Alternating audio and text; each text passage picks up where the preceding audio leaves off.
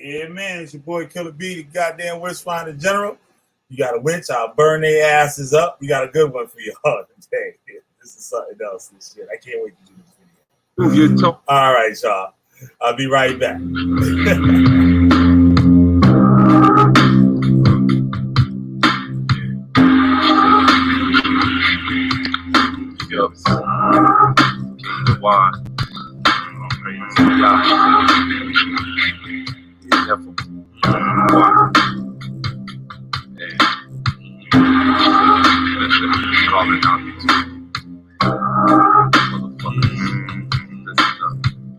Judah gotta know, cats is Hasbro. Move your toes, see your soul, fly out the window.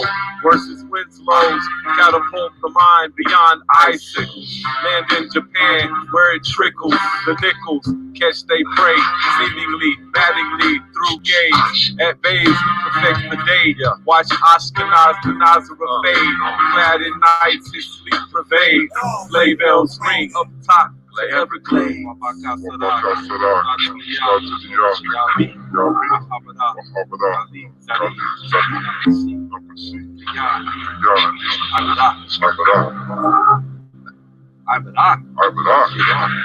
Judah gotta know, cats is Hasbro. Move your toe and see a soul. Fly out the window, worse is Winslow. Catapult the mind beyond icicles. Land in Japan, where it trickles. The nickels catch they prey, seemingly, maddeningly through gaze. At bays, perfect the day. Watch Ashkenaz the Nazareth fade. Clad in nights, his sleep pervades. Sleigh bells ring up top to Everglades.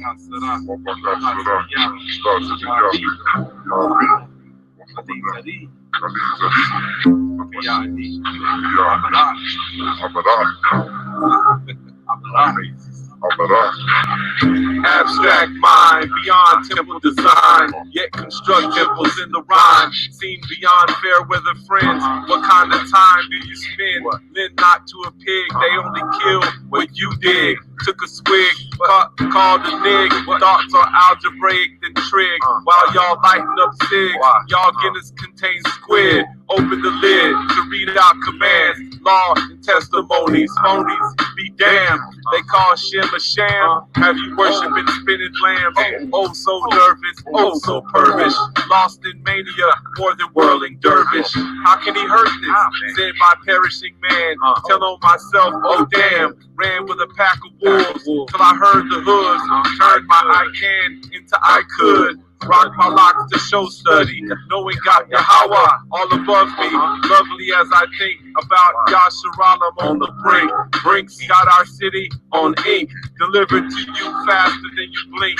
Instead of killing, I'm healing, reading what children revealing, not double talk, card dealing. Healing when you see your ways, got real soldiers on deck, ready to slay. Judah gotta know, cats is Hasbro. Move your toe and see your soul. Fly out the window, worse is Winslow. Catapult the mind beyond icicles. Land in Japan, where it trickles. The nickels catch they prey, seemingly, maddeningly through gaze. At bays, we perfect the day. Watch Ashkenaz the Nazareth fade. Clad in nights, your sleep pervades. Sleigh bells ring up top at Everglades.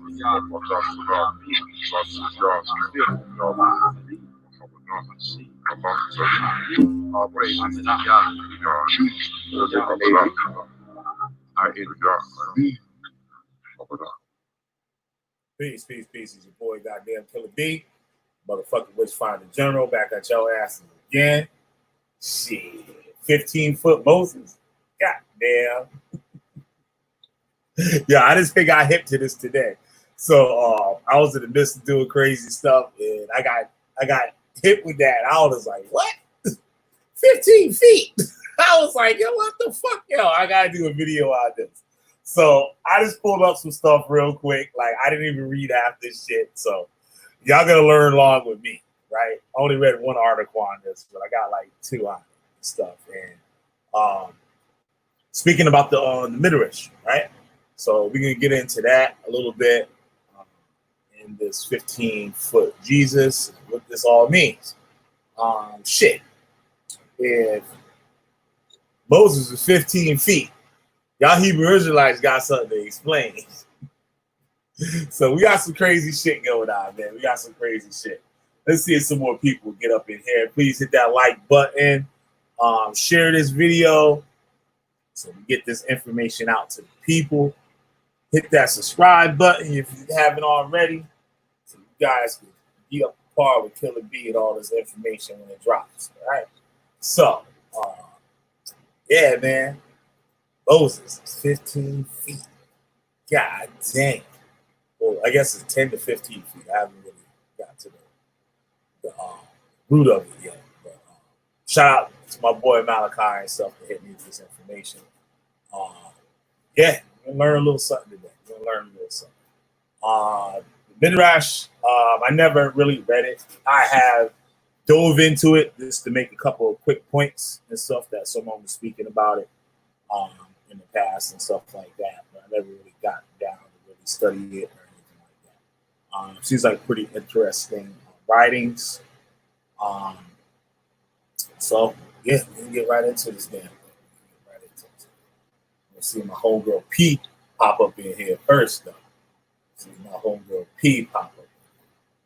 So I'm gonna play one more song. Let me play another Josh track, and I'll be right back. Get some more shares. Please share if you guys can too. Yeah, and the Witch Finder General. Right there. So I'm gonna hit y'all with Bizarre and stuff. You real deaf, I'm gonna put you on stage. Why don't you do this part right here? I'm gonna put me one more time here. What part? Yeah, just take that right there. Try to act like my man did my part right there. Do this for me one more time. Word. It's your brother Josh. Welcome y'all to the event feature. Yeah. Take time away and travel your galaxy. Cut off position you intend to take. When you return, it's tragedy. Weaken the wicked with a well-placed stone. No need to fortify. My abyss absorbs your home, your zone, your clones, where you roam, and your brightness, and your robots who appear in my likeness. All praise to His Highness. Melt you King Midas. Assemble troops like Titus. Older than my dust. Our rust is reformed into the dust to which sons are born. So ill your temple liquefies. Mind Jim. Watch Loki dematerialize, spiritualize the earth to crush flatbreads. Box of death is what the crap says. They don't know how old they got con to shaving short. Oh, what a saving sport. Word into your dimensions fort. Come find out why I'm TK. Telekinesis thesis reaches out in this way. The truth and the life in my sight. Build altars and view star light. Demolish altars who want to fight. Then bow before Malaka's a dot. He warned me of sorcerer cops who beard chop and sell poison crops. Watch, I kill my own self before the heart. My degree is enterprise chart. Enter eyes like gleam off a sword. Set on fire, you're my Ali Lord. Sun Tzu gave me that. They plundered the map over ravines, down the creek. Horses and streets, Nordic meat as a woolly coat. Saw a jab fight, taught him to throw a rope. Too many drown and looks lose hope. I realize I'm sober. My self-knower is a soldier who told me he is the torch, smolder. You reap the field and do it backwards. That is, reap the field and smolder the torch is he who told.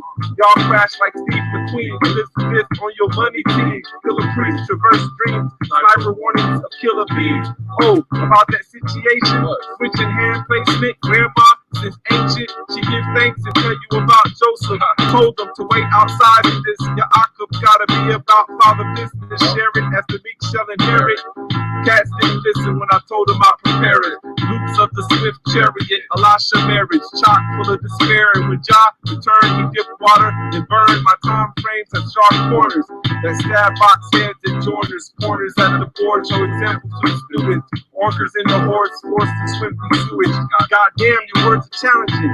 Wearing gifts you was lavishing, looking dashing as the crowd's grabbing. Rope chains, bangles, and body kicks. Hoodies with rose gold zips. Woolly butter leather matching gloves. Women on the tether cause she loves. Bless y'all who can make the journey. Guard and glowing. Ask your attorney. Servants with broke heads on gurneys. Youth and priest cells learning. Desire burning as elders churning. Then she give you a bit to taste. See how the hard work put a shine to your face. To your face. Far from the wrath of grapes. Or the farcy hate. Or the obscene fakes. End up in a mean, cheap place. From heights, view a major gift. Y'all more confused than fans of Taylor Swift. Time to time, take a slip. Show how much you know when I'm found relaxed in a Gondor bungalow. Sister, bro, no. I don't believe these people. They fronting on me after all the business I done gave them, man. You know what I'm saying? Look, Sneaker Genius, we're over here trying to rehearse. Rehearse? Yes. Why don't you put a little rap in it like my man The did? time's at hand, exposed corpse from the sand. We ruled the land and it sprout great food. Nobody wants to lose, nor is it something you choose. But niggas be on Tom Cruise. Some black actors who promote bachelors, not even listening when I ask you. Take lessons from the older rap groups. My meditations rock the nations. Hurt your stomach like the smell of bacon. Out with a mason and eat up they snakes. Seem too easy and you go astray. How much time do we have to wait to pray before the hunger pains lead the way? Seeing Kana burn his own face. That's what you get when holiness misplaced. Duck face devils claim pyramids where octagons get inked like squid. Know where I live, where Pegasus is. Best to miss when the bones great. Slow taste like Bueller in case. Nymphs hate my blade break. Put you to the burning gate.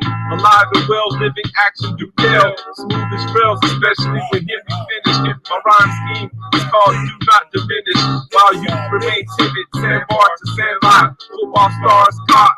Warzar candy red knot. Change colors under warm water. Bathtub, use expensive scrubs for daughters. Catch you like the last pass. Snagged on grass, had to move fast in the face of the siren's blast. Yeah. Here in this cast, round up like Boulevard trash.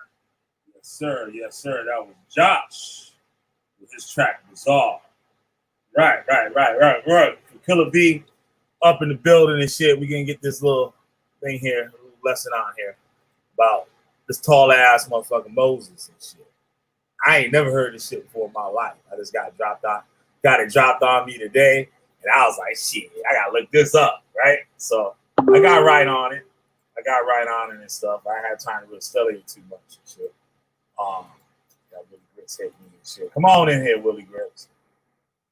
Come on in here. So you're gonna have something to say. So I'm gonna drop this link. If anybody knows anything about this, y'all more than welcome to come on and school me on it, right? This is new to me. And I just gathered up this info in like a few minutes here before the show. So, what's up, Rudy? What's going on, bro? So, yeah, man, we up in here. I don't know where P at. He probably wrestling or something like that. So, shout out to Sister P. You know what I'm saying?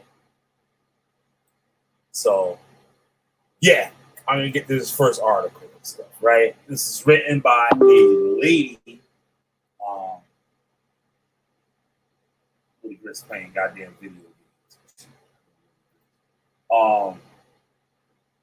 This lady wrote a letter to a rabbi and asked about the shit that her kid coming home from Hebrew school that he's saying, right?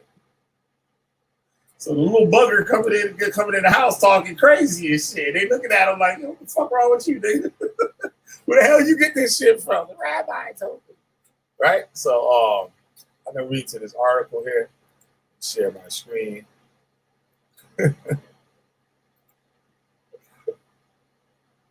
Here's the link. Anybody want to come on up in here? Here's the link. Let's get the screen share.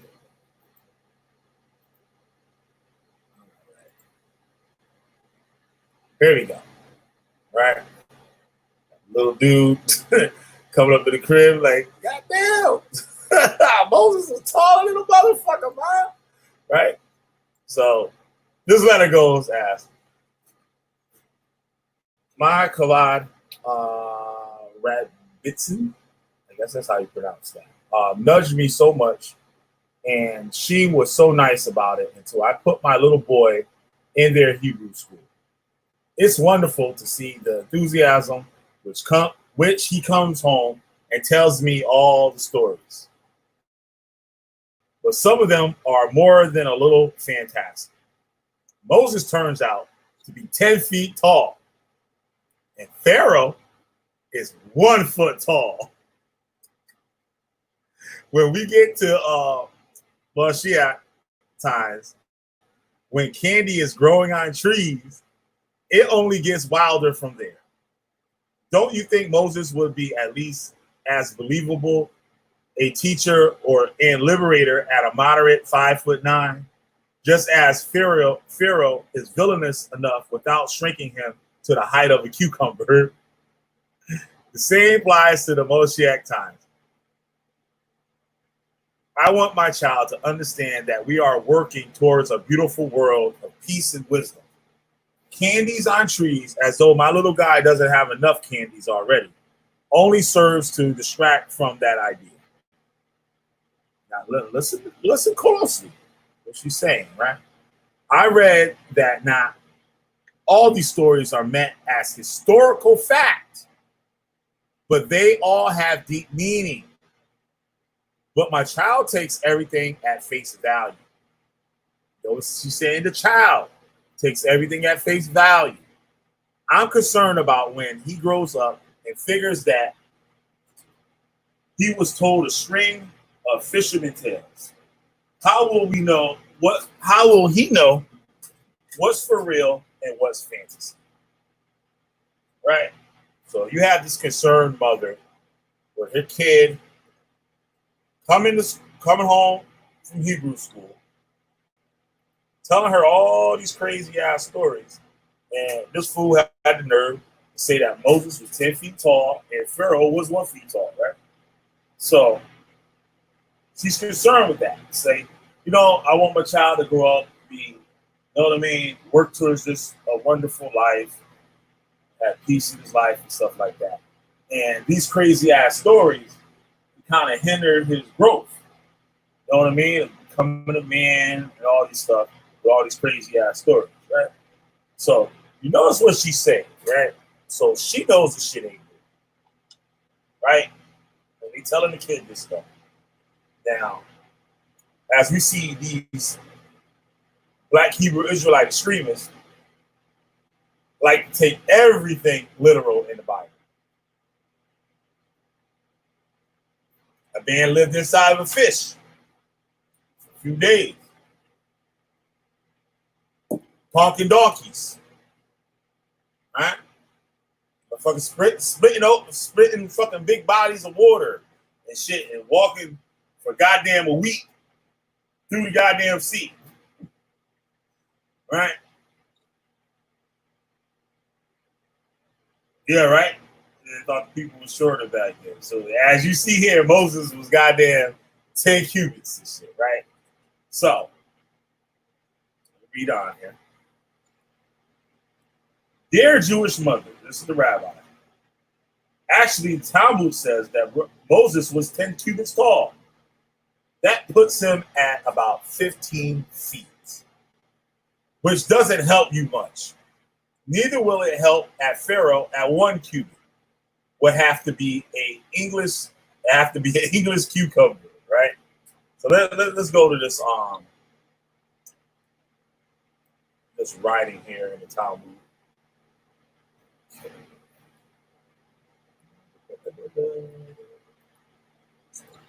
Down here real quick.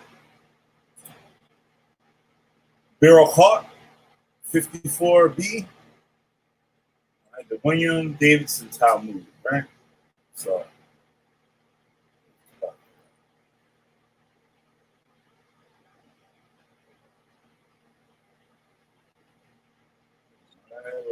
there you go. The story concludes, how tall was Moses? He was 10 cubits tall. He took an axe 10 cubits long, jumped up 10 cubits, and struck Og in the ankle and killed him, right? Og was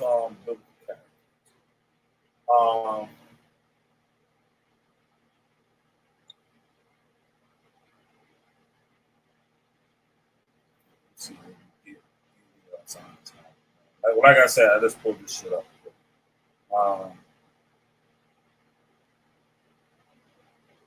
Let's see what's going on. Og was the Amorite king, right? I want to read this one. Let's see if it's skipping. like I said, I just shit.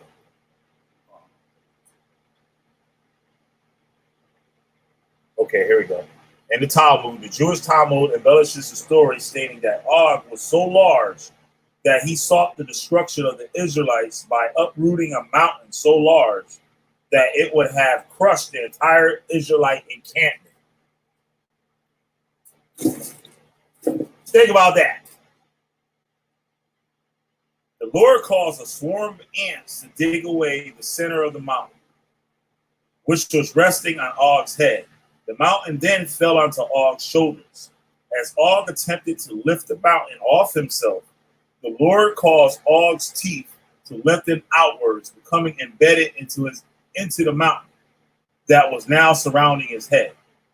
Moses, fulfilling the Lord's injunction not to fear him, seized a stick of 10 cubits length and jumped a similar vertical distance, succeeding in striking Og in the ankle. Og fell down and died upon hitting the ground. Many great rabbis, notably Shlomo ben Aderet, have explained this story in an allegorical manner.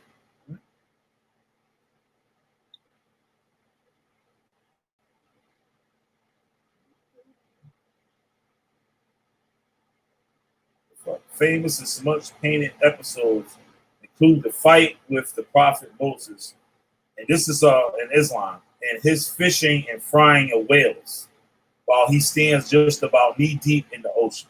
So this nigga was frying motherfucking goddamn whales up. That nigga was having a fish fry in the ocean and shit, knee deep in the ocean. Frying up whales. As you can see here on the corner of the side here. Hey, Nicole, what's happening? What's happening? Welcome.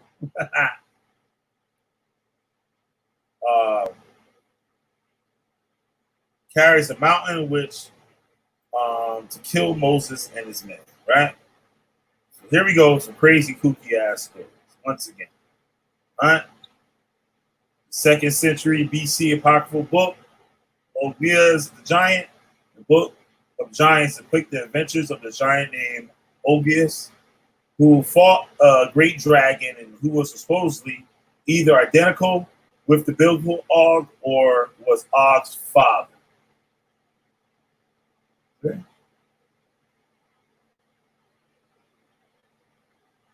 Reference of Og appears in the Phoenician inscription from the Biblos 13, published in 1974 by Wolfgang Rowling. Blah, blah, blah, blah, blah. Let's get to the possible connection of Og and the Rephaim kings of Bashan can also be made with a much older Canaanite Ugaritic text, KTU 1.108, with the 13th century BC, which uses the term king in association with the root of or Rapha, the Rephaim of the Bible. The geographic places names that probably correspond to the cities of Astaroth and Deteri in the Bible, and which King Og is especially said to have ruled from Deuteronomy. Okay, got the description. Clay tablet from Ugarit reads in whole: May Raphu, King of eternity, drink wine. Yea, may he drink, the powerful and noble God, the God enthroned in Ashtaroth, the God who rules in Ederi, who men him and honor with music on the lyre and flute, on drum and cymbals, with castanets of ivory among the goodly companions of Cathar. And may Anat, the powerful, drink, the mistress of kingship and mistress of dominion, the mistress of high heavens, the mistress of the earth.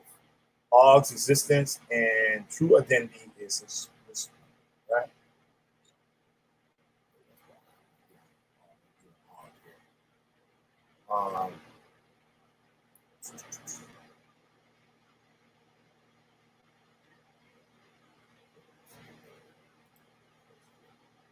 See here, I Goddamn Moses, goddamn 10 cubits and shit. Tall ass motherfucker.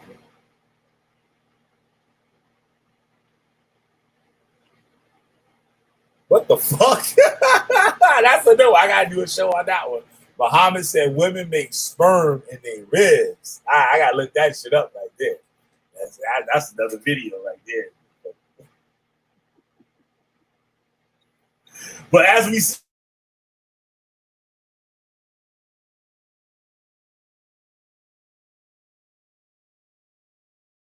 here, we can't really use them.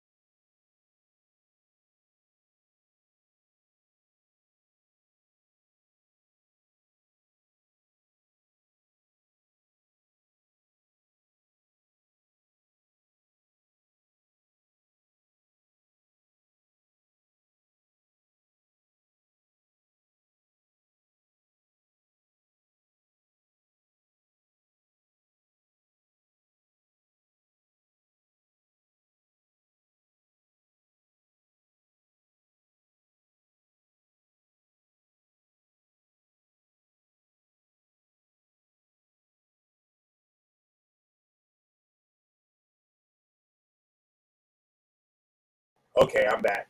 Glad y'all didn't hear me cussing and stuff. I was cussing. So I stopped here. What was his word again? I got the shirt. Maimonides. Maimonides, who codified. Oh, shit is damn screen.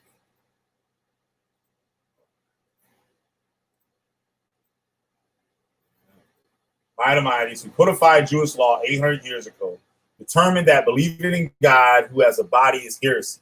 No, your little guy is not a heretic. He's just taking the words at face value. That's the sort of world little guys live in, a very face value concrete world. Nevertheless, how could the Torah communicate something to a child or anybody else who takes things as they are laid out in black and white? That is not true. And not just not true, but the opposite of truth that the Torah meant to convey. So here's something that might help. Let's look at the face value world of our adorable little guy. What does the world look like from down there? Let's ask him to draw a picture. Say a picture of his family. Now read his world out of the picture. How big is mommy? How big is daddy? How big is the little baby who has become the centerpiece of the family attention for the past 2 months? And how big is your little guy? What about if he would draw Moses in there, even without having heard the 10 cubit figure? My guess is that Moses would take up as much as the drawing, much more would take up much of the drawing, much more than a moderate 5'9". That's because children, being humans, are not really interested in the facts, but in their meaning, especially the child. To the child, meaning is everything. Sean Piaget, the father of the developmental psychology, understood that well. He demonstrated that to a child, a table is not a board with 4 legs. A table is something you eat on, sit on, or place things upon. If the meaning of the table is its function, the meaning of size of is important. The rest is almost irrelevant. The child has already learned that the world was created with 10 sayings, and the Torah was given in 10 commandments.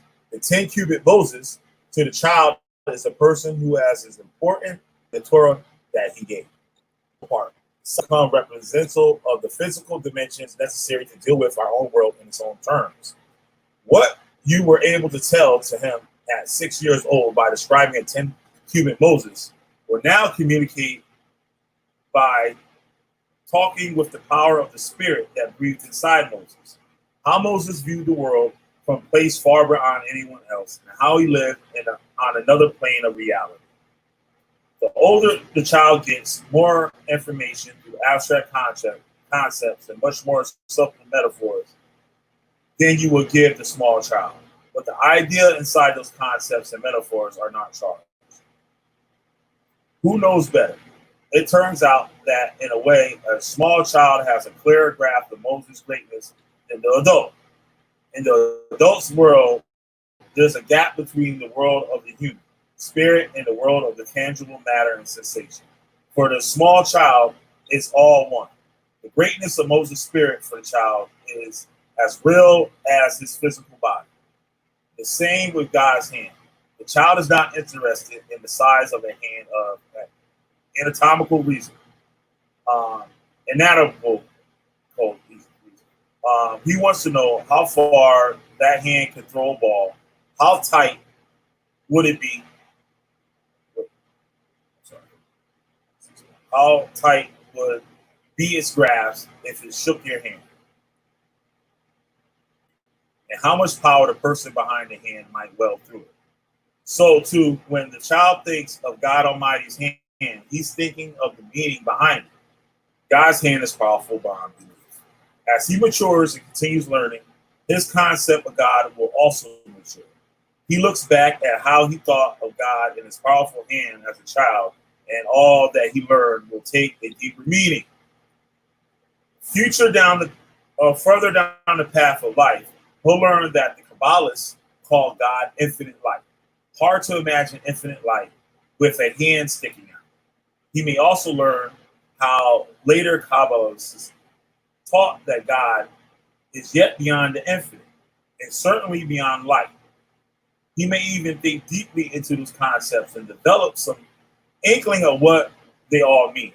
But all the time, he will be building upon the affinity he felt to God's mighty hand as a small child.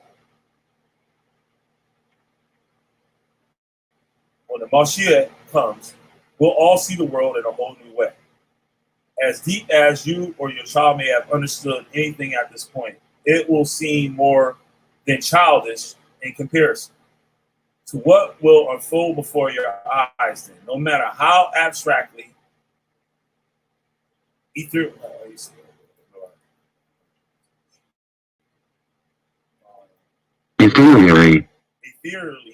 and transcendentally he understood candy on trees. These revelations are going to make it all look like child's play. The ascent continues, the leaps and bounds never end, but the essential truth of graphs inside all those packages stays the same throughout, as does the beauty of the packaging itself. That's the power of Torah. Unlike candies and other toys with Torah, you never throw out the packaging. It's just as beautiful as what's inside, and maybe more so, because it's the packaging that allows God's infinite wisdom to be found everywhere.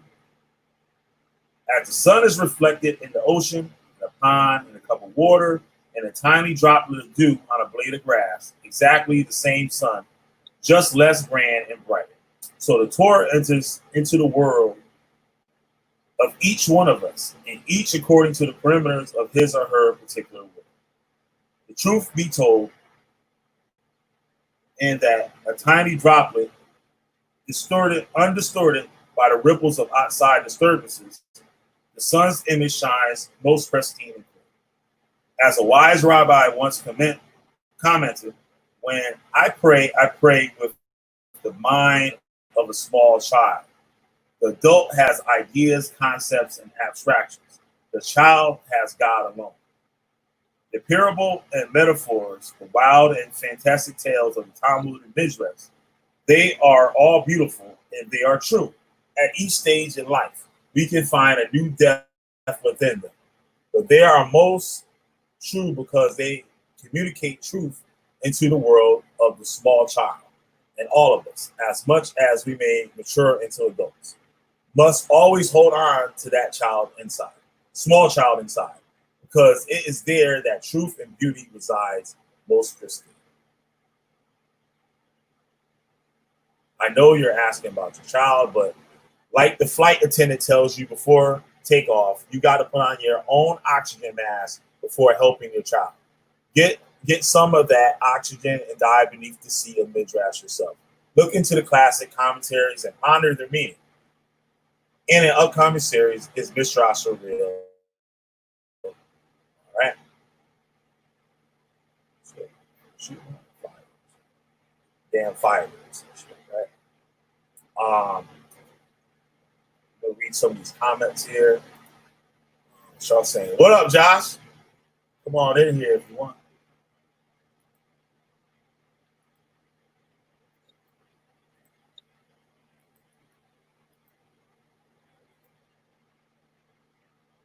There's a link if you want to come on and say something. Yeah, dude, that was crazy today, right? When Malachi dropped that on me, I was like, huh? I was like, what? So I had to dig into it a little bit. You know what I'm saying? So it said God is incredible. So much problem stemmed from the unrealization of that. Yep, absolutely. Right? So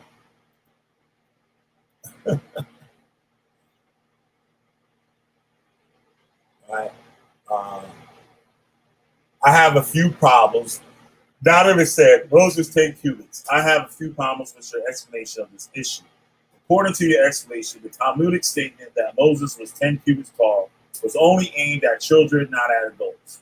But Talmud is aimed at adults, not children. 2, from the context of the Talmudic statement, and it's clear that the Talmudic sages did in fact take it literally. Since practicable halakha is predictated on it. See the Mishnah there. Also see the Tractate Shabbat, where it is clear that they even believe literally that not only Moshe but the other Levites were also that tall, if not taller. Holy shit! Since there is a dispute as to the height of the outer altar of the Mishnah, some maintaining that it was 10 cubits high, which will require the Levites who carried it on their shoulders by the staves, that they are almost 10 cubits above ground, to be able to reach the staves.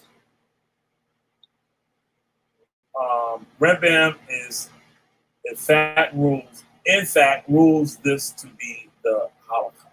Right? I could not read the reference you made to the late Victor Rebbe's talk on this, right?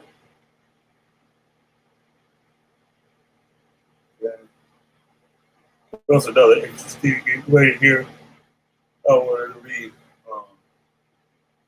So it's possible to explain that this Talmudic narrative in the following manner. Moses' spiritual power was so great that killed Og both physically and spiritually. Og's ankle equals his wickedness, basis of all of his conviction. The basis of his wickedness. The ankle represented basically his wickedness, basis of all conviction.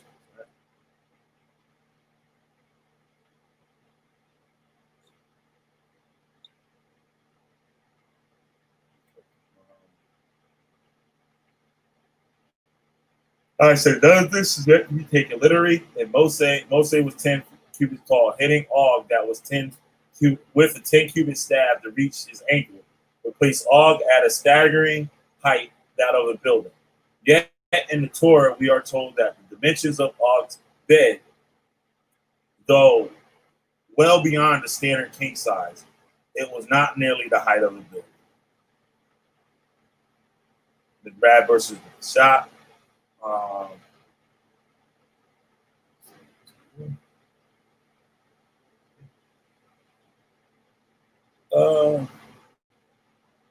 Moses allegorically was, goddamn, yo, it never ends.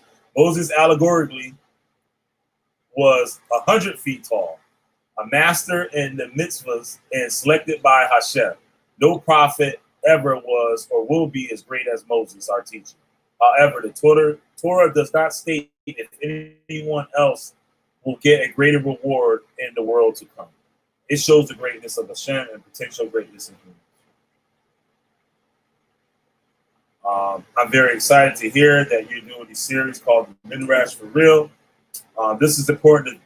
It's important. I think it may be the first time a child-led organization has taken on the issue in a public way.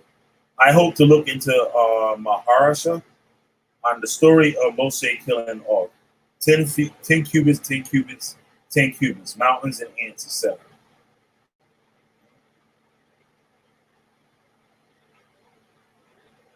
God damn.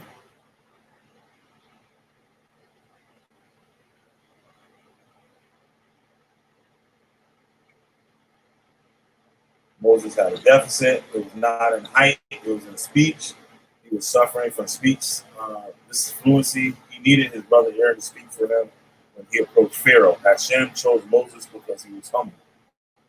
I am old because Moses stuttered. People would pay attention to his speech. Stuttered people would pay attention to his speech. They follow him as their leader and liberator. Today, people tend to pay more attention to someone who stammers or stutters. This speech,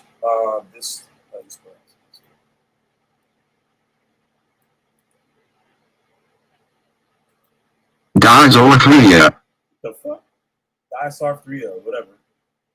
Is termed as a disfluent, difficult or unclear articulation of speech that is otherwise implicitly normal. Another place in the Talmud said all the Levites were 10 feet tall. So why Judah ain't 10 feet if he a Levite? Why that nigga ain't 10 feet tall?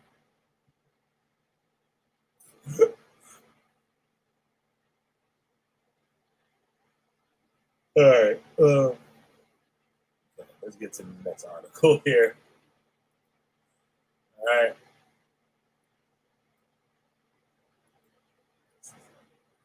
Yeah, I want to bring this out too.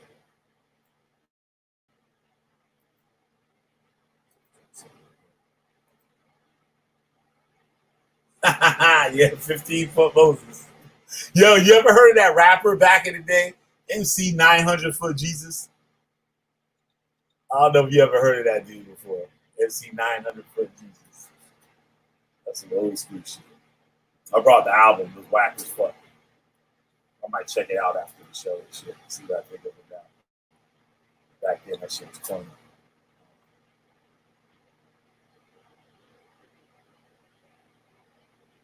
Let me see that here.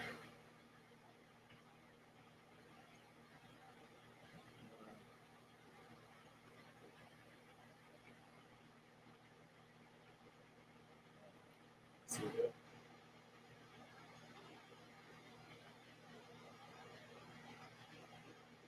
All right.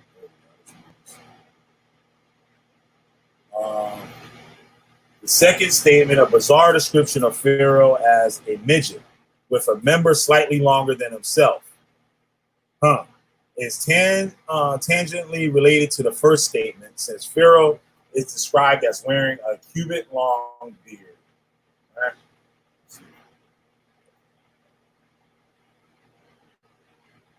And a vital, the barber said, in the name of Rav, Pharaoh, the contemporary of Moses, was a cubit tall.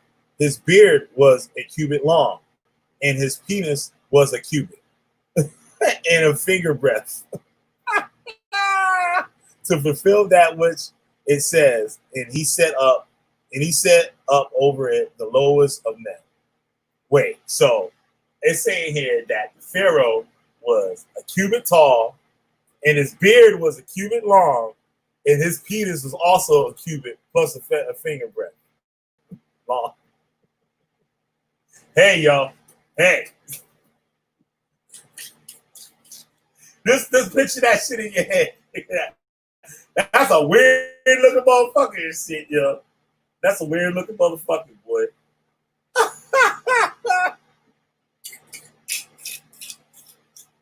Come on, y'all better be laughing up in that chat, because that shit is funny as hell, yo. Right? Y'all see it right here.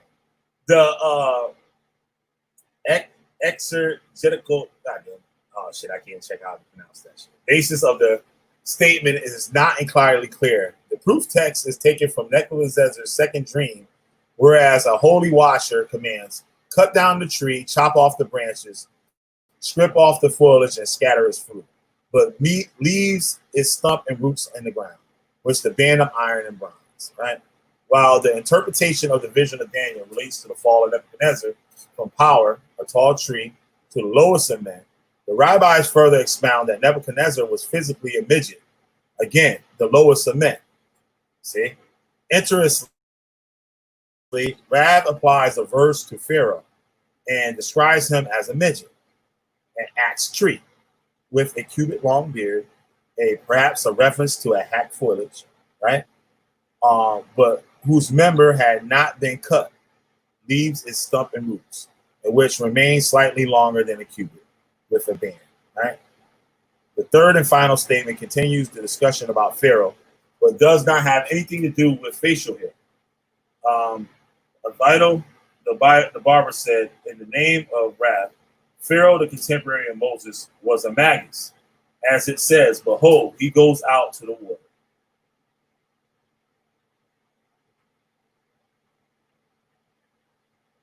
The basis of the claim that Pharaoh was a magus is perhaps even more difficult to fathom.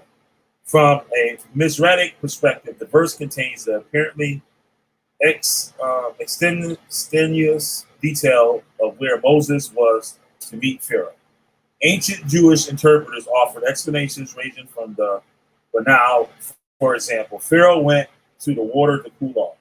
To the satirical, Pharaoh claimed divinity for himself and therefore had to relieve himself in the river so he would not be found out as a human. Wow, that's deep. That's weak. So the nigga's like, I don't shit or piss, nigga. And he go up in the river and shit and do his business so nobody can see. Targum Pseudo Jonathan, perhaps based on this passage in the BT, suggests that Pharaoh went to expel sorcery into the water. Yet our source, probably the primary articulation of this passage, uses the term, whatever it's at,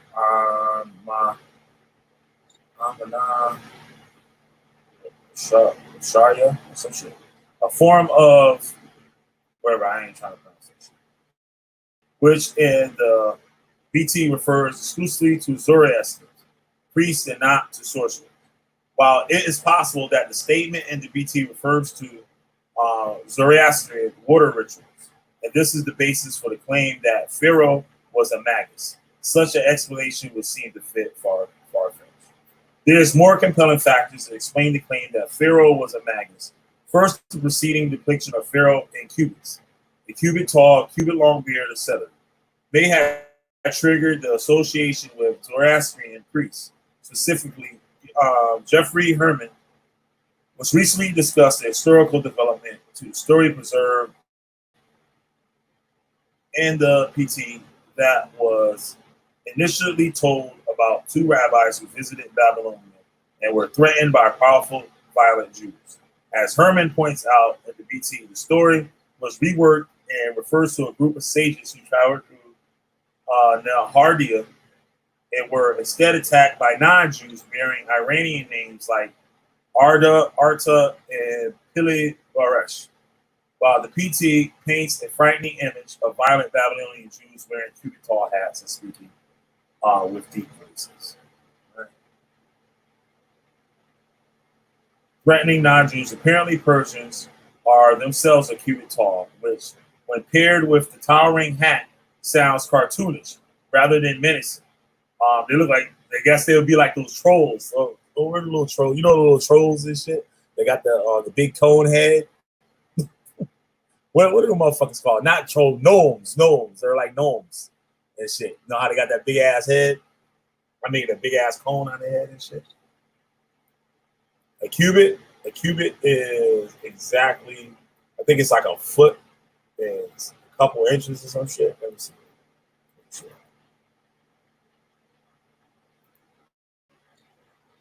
Ancient measure, approximately equal to the length of a forearm, was typically about 18 inches. Yep, about 18 inches. So Moses was 18 inches times 10. Fucking, tall as a motherfucker. So that would make him. Let me do the math. I'll do the math.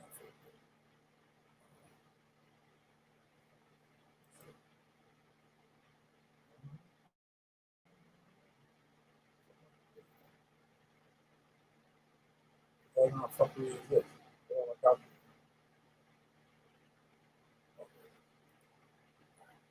So that's 18 inches times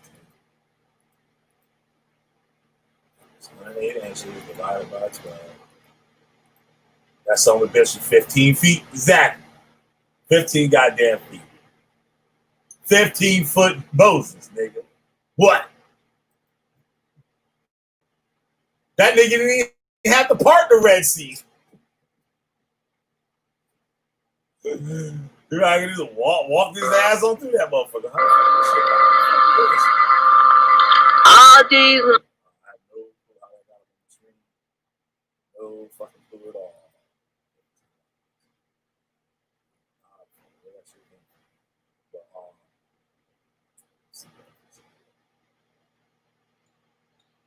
Yeah, right? His ass was in a big ass basket floating in the river. Right?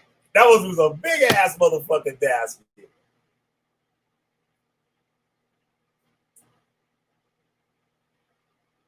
All right, the code said the tallest man ever recorded was almost 9 feet tall. Shit. I gotta fact check that shit. The cool got a little track record up in here. I might have to fact check it out. I just playing with you, Nicole.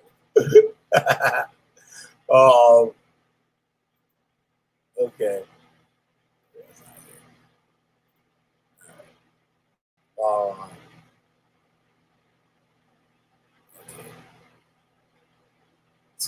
Sarah was a Magnus who was only a cubit tall midget, had a cubit long beard. Pharaoh's long beard may likewise have been taken as a feature of his Magianism.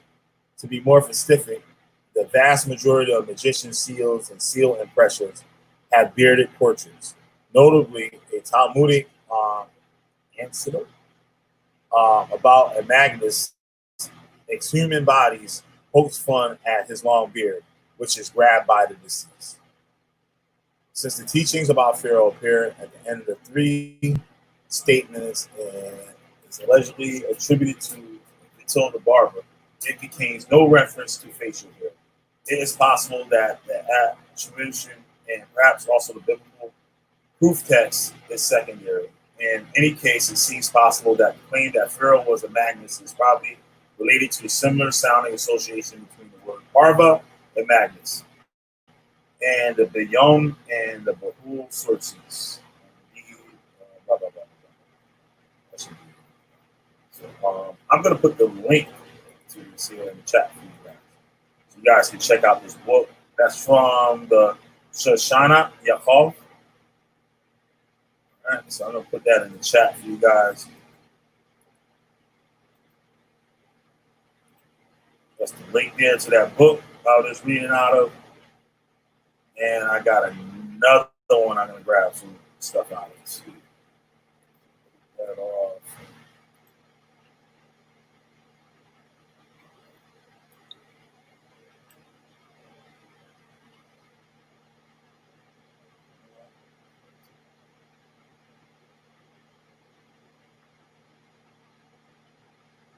I'm just going to read this one part.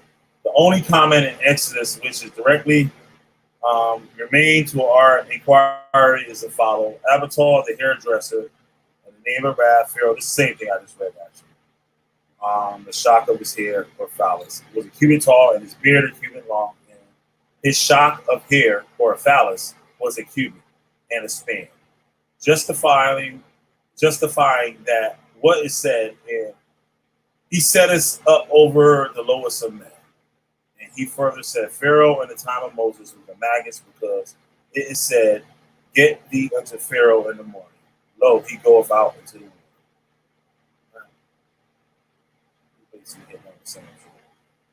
The history of Jews in Babylonia. So I'm going to give y'all asses the link for this joint. You guys can check that shit out on your own time.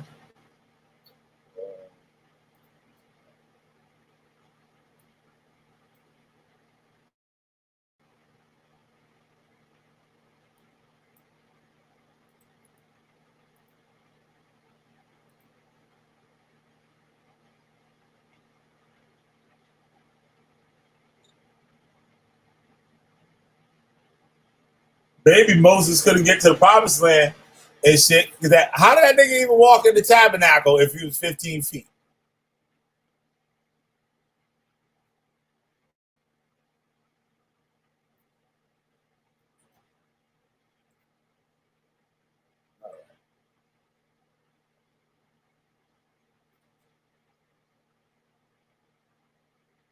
Okay, all right. Robert Wadlow was 8'11". God damn, that's a tall motherfucker. Shit, that's a tall motherfucker right there. And Nicole's like, fuck you, you fact checking. Here's my source, bitch. Nicole said, fuck you, motherfucker. That's my source right here. Out here talking shit. Oh, shit. All right, I got you, Nicole. I got you. Robert Wadlow. That up in there. Man, fact checking me. All right. This is the other part I wanted to get to.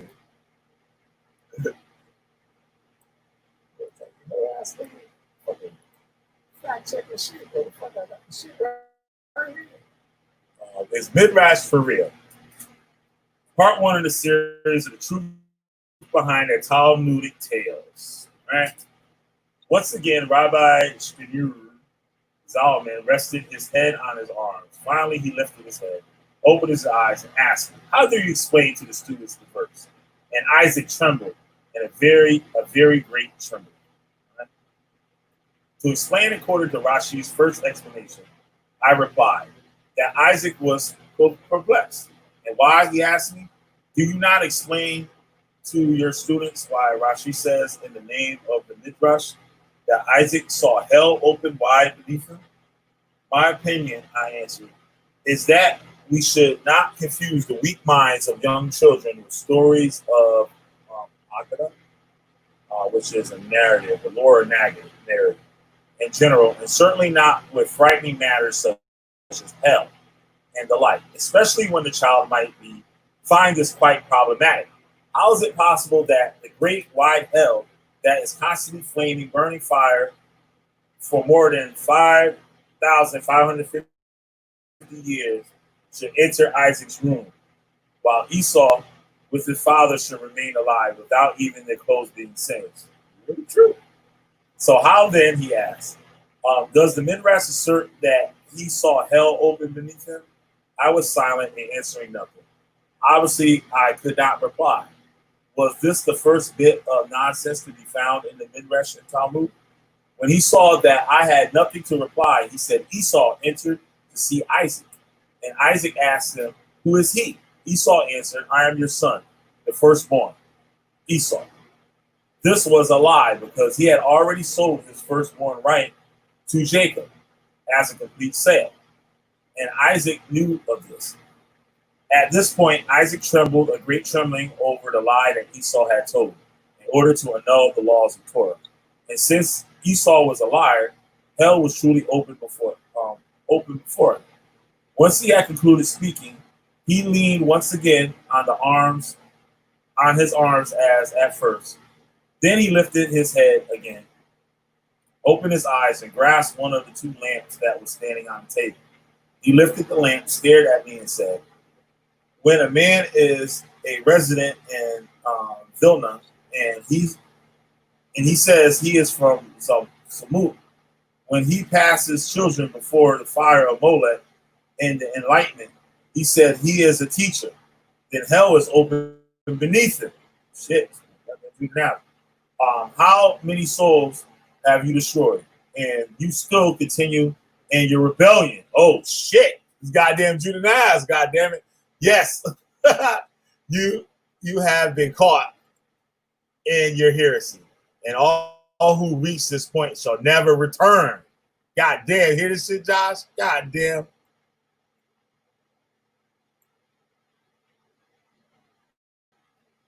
Y'all stupid. Y'all being silly up in here now and shit.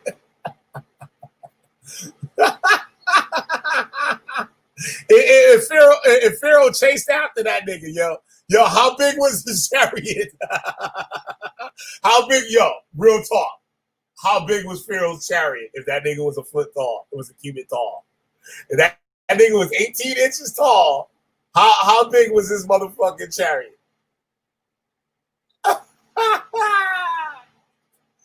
Oh shit. This poor White House, y'all is stupid. Y'all in here silly as hell. Oh shit. So this height thing was at two different sources. Josh, I hope you still hearing this shit, yo. The 4 departments of Torah. Torah is like any wisdom that has departments. That's important to know. You can study literature the same way you study biology.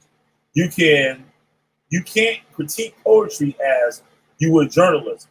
So too, you can study one department of Torah the same as you study another. There are more than one way of dividing up those departments. One way is to talk about approaches to the text. In one Torah department, we determine the literal meaning of the text of the 5 books of Moses and the rest of the Hebrew Bible.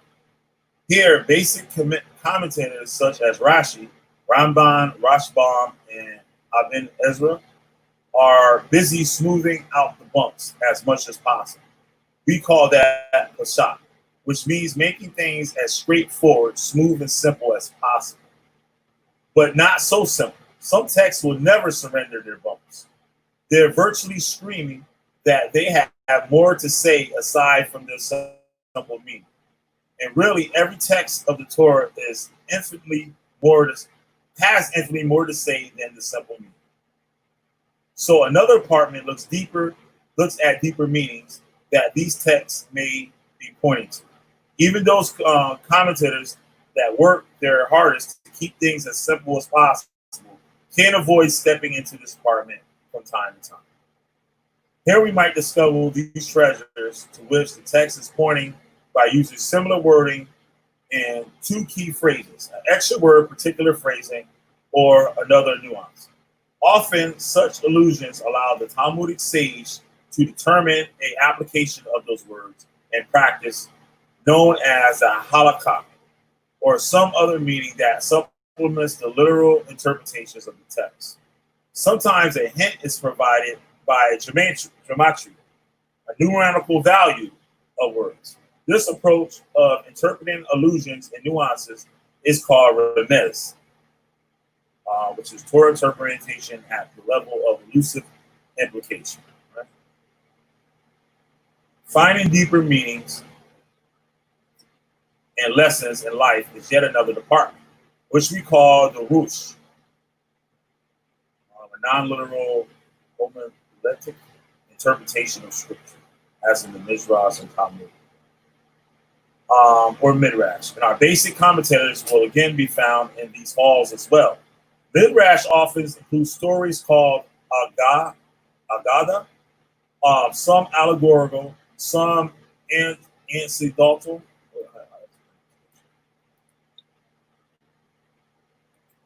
Anecdotal.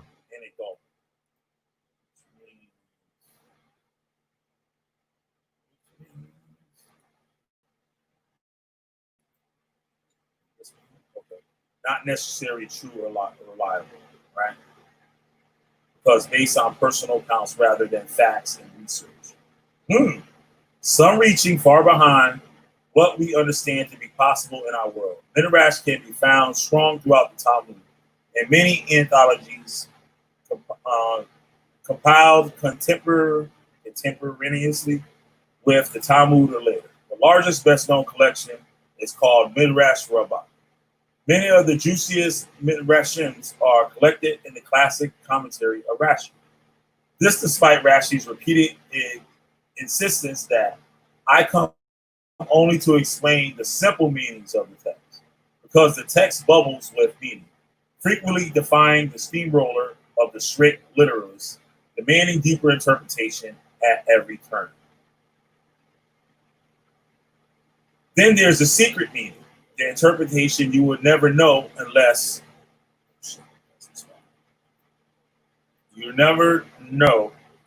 it were revealed to you, so-called that side, also known as Kabbalah, the received tradition, the body of Jewish mystical teachings, the central text in which is the Zohar.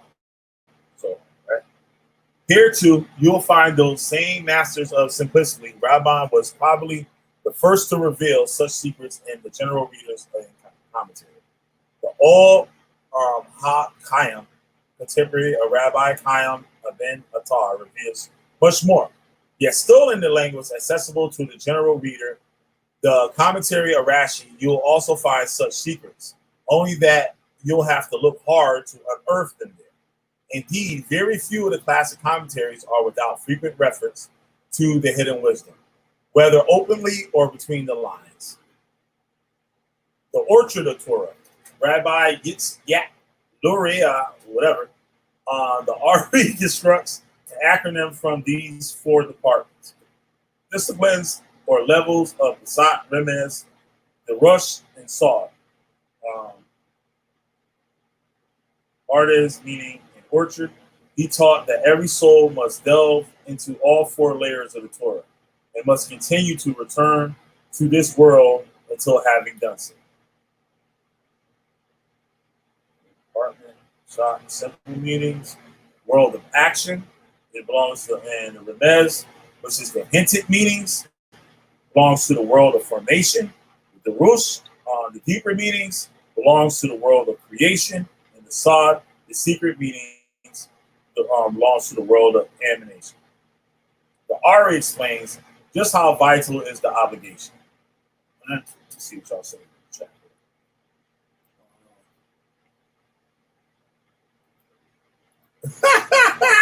Rudy said he was riding some My Little Ponies. Oh, shit. A tiny little Pharaoh isn't nearly as intimidating. I would carry him like a baby.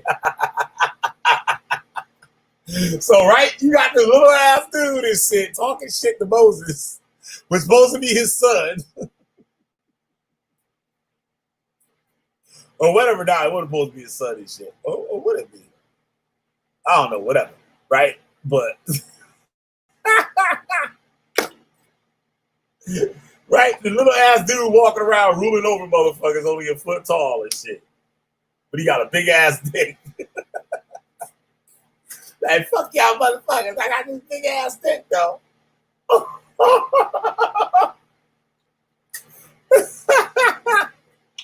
Oh shit, man, this shit's crazy, yo. Well, I'm almost done, y'all. I'm almost done. We get up out of here. No, entirely. Let's see how much more I got. Oh, no, it's not.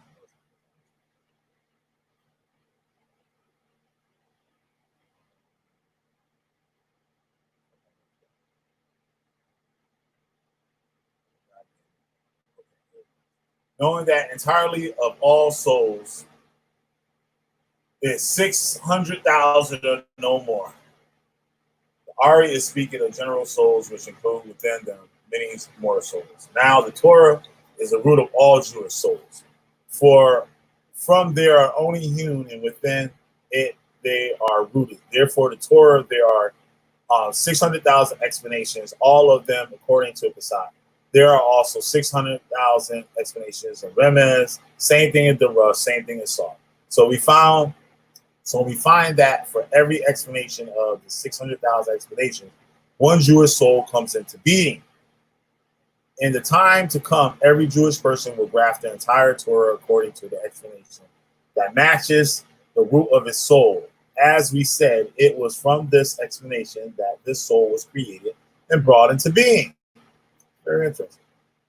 It's rare that Kabbalah has a direct impact on halakha. I hope I'm pronouncing that right. But the Ari was also an expert authority on Jewish law, and is often the exception in his regard. This is one instance in his laws of the study of Torah. Rabbi Shinar Zaman Liadai, codified as law this obligation to delve into all four levels of Torah. After delineating what exactly is included in the obligation upon every Jew to learn and to teach his child the entire Torah, he concludes, the sages of truth, Kabbalah, say further that every soul for its tikkun must delve into all the parties according to whatever it is capable of comprehending. Anyone who is capable of comprehending and knowing much, but through his own laziness grasps but a little, must return through the cycle of reincarnation until he grabs and knows all that is possible for his soul to grasp the knowledge of Torah, whether the simple meaning of the laws. Damn, I don't see it.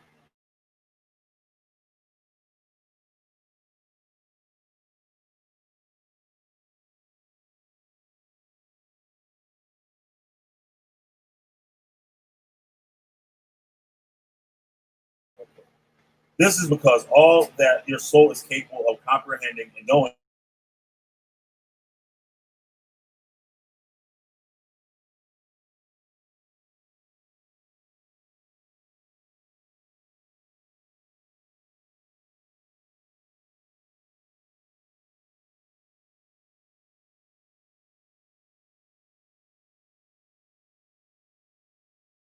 you need a well-rounded curriculum of all four levels.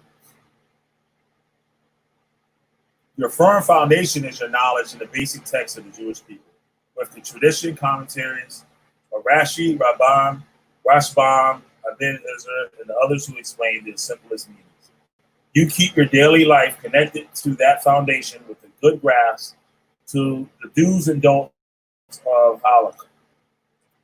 Not just what they are, but where their roots lie. And the midrashic tales and the secrets of the Torah are just as vital. Why? Because as much as Torah is about what you know and what you do, it also about how you think and what you feel. As magnificent a structure as you may have built for yourself, without light and warmth body and warmth, nobody is going to live there too long. That's the way life goes. Without the sparks firing and the engine just stops turning. Midrash is your gateway to connect to the author of the Torah.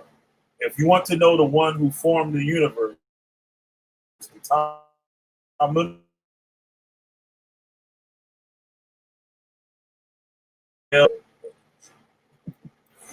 right as well to that soon. Well, get to that soon.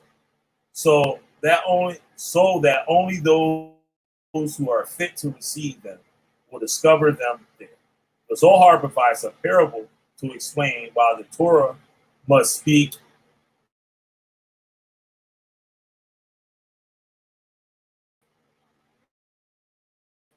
why the Torah must speak in parable.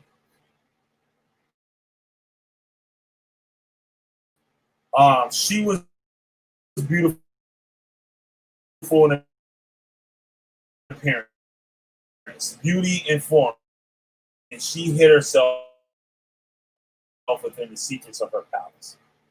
She had but one. Her lover would be drawn to the door that only he would her and no one else. So she opened a small window to that secret place where she hid within her palace. And just for a brief moment, she reveals her face to him. And then she returns and hides again. None of those who were there, only her lover saw.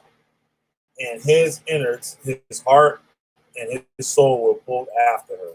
For he knew that it was not of her love for him that she had revealed herself to him for a moment to arouse him to love. So far, it seems, these secrets are only for the committed lover who has the wisdom to get the first hint. But in the subsequent passages, the Zohar speaks to those who have love, but must take a few more steps to require wisdom.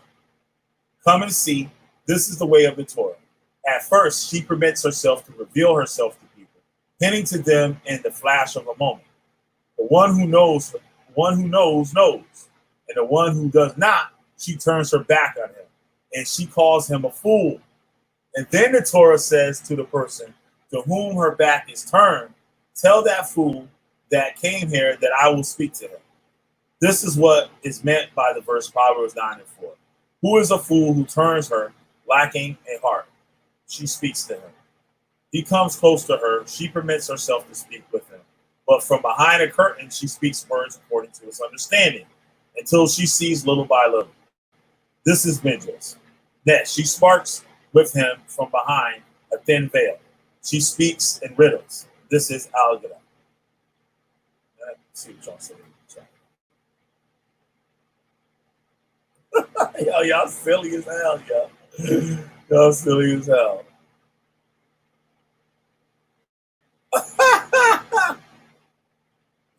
She said, now I'll sing about Pharaoh in my Little Pony songs. Oh no. I want to call Tiny Pharaoh. Oh, be closer, Tiny Pharaoh. Yo,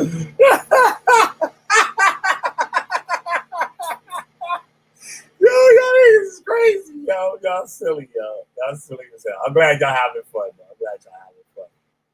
Oh, man. The Zohar Perils doesn't end there. Eventually, this lover of Torah becomes a master of the house and consummate marriage with the Torah. Eventually, he becomes familiar with her, and she reveals herself to him face to face. She sparks all her hidden secrets with him, revealing all the hidden pathways that were in her heart, hidden from the earliest days. This person who has attained holiness, who has become a husband of the Torah, is now certainly the master of the house. For all her secrets are revealed to him.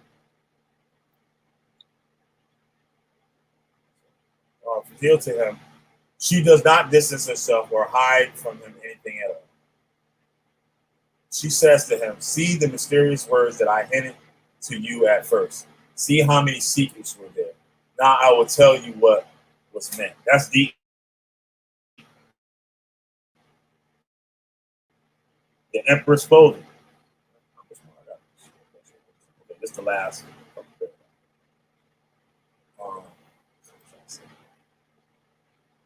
Y'all is crazy. Note these last lines. Even once the lover of the Torah has mastered all her secrets, she still reminds him of the mysterious words of the MIDRASH and his algorithm. But why is that? If he already grasps the secret those stories hide, why can't he discard the packaging in which they came? Apparently, the stories and the mysterious words are more than packaging. After all, as the parable of the Zohar tells, within the cloak of these parables, the inner soul of the Torah speaks. Perhaps we should think of these stories as Torah for God's wisdom. They are fine clothing and jewelry that allows expression for Torah's most inner wisdom. as a tasteful wardrobe portrays beauty that would otherwise elude the senses. So fitting, so magnificent is this wardrobe that it carries the secrets of Torah even to the small child in the way. It transmits to the simple child much more than to the sophisticated adult. To the adult, the clothing is distinct from the meaning it contains. The analogy and its analog live in two different words. The child, when he grabs the clothing, grabs the warm body and soul breathing within. They are all one and the same. In his simple understanding of the tale, he touches God. To better understand how it is so, we'll have to examine MIDRASH a little deeper. We'll need to ask, are the stories of the MIDRASH truth or fiction? If they are truth, how is it that they so often conflict with one another? And how do we know when the Talmud is telling us the historical anecdote and when it is speaking in parables? To answer those questions, we'll look at some of the controversy that surrounds the MIDRASH tales and stories. How the most brilliant of the rabbis dealt with those controversies, all in the coming installments. I'm gonna do more on this. This is deep. I like this shit. Right? You get Chris Harris about it. This is deep, right, Josh?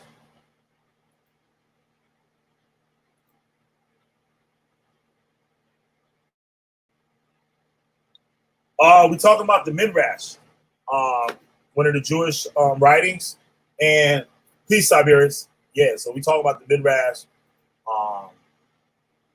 and there was an article. Somebody told me earlier today that Moses was 15 feet tall, so that kind of bugged me out. In all my years, I never heard of that before. So I pulled up this article on it, and it was talking about a woman whose child she sent to Hebrew school, and he was coming home with these crazy ass stories about Moses and damn 15 feet tall, and the Pharaoh was 1 foot and had a 1 foot beard and like a foot long penis. So I had to do a show. I had to do a video on it and stuff. So it got pretty deep when I started dealing with the MIDRASH and stuff like that. So this is definitely something I want to talk more about. You can come in and talk for a minute. So here's the link. You're going to stop it. Before I close up. Definitely check out this guy's channel. He has an awesome channel called Siberius the Sleeping Serpent. Make sure you guys check him out on YouTube. Yeah, man. So, yeah, I want to get out of here. I wasn't going to go live tonight and stuff. I was watching this video on divination and stuff, like a 2-hour video. So I'm going to do it for the rest of the night. But I had to do this video. I told you guys I was going to come on tonight and stuff. So, yeah, foot long weeder. A 1 foot man with a 1 foot beard and a 1 foot penis. That was the Pharaoh of the Exodus. So I'm trying to find out, and if Moses was 15 feet tall, like, was a 15-foot tall man, and the Pharaoh supposedly chased after him in a chariot. I would have known the size of that damn chariot and shit. And what was pulling that chariot on top of that? What they had pulling that chariot? They had a gerbil pulling that chariot. Yeah, no problem, bro. Anytime. No problem.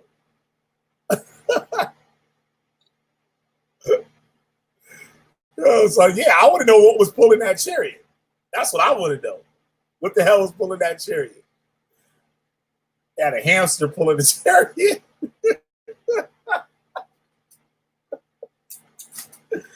Oh, man. And they said he led the army and shit. So how big was the other people? So how big was the other Egyptians and shit, the soldiers and stuff, the army? So they must have had to be a foot tall too. If he led the army, so like how could the chariot had to be at least 6 inches probably? So if the other was a regular size, so a normal size human and shit, How could he be leading the army? So they were just creeping behind this dude, riding fast as a motherfucker out of the chariot. And they just got the horses just trotting behind.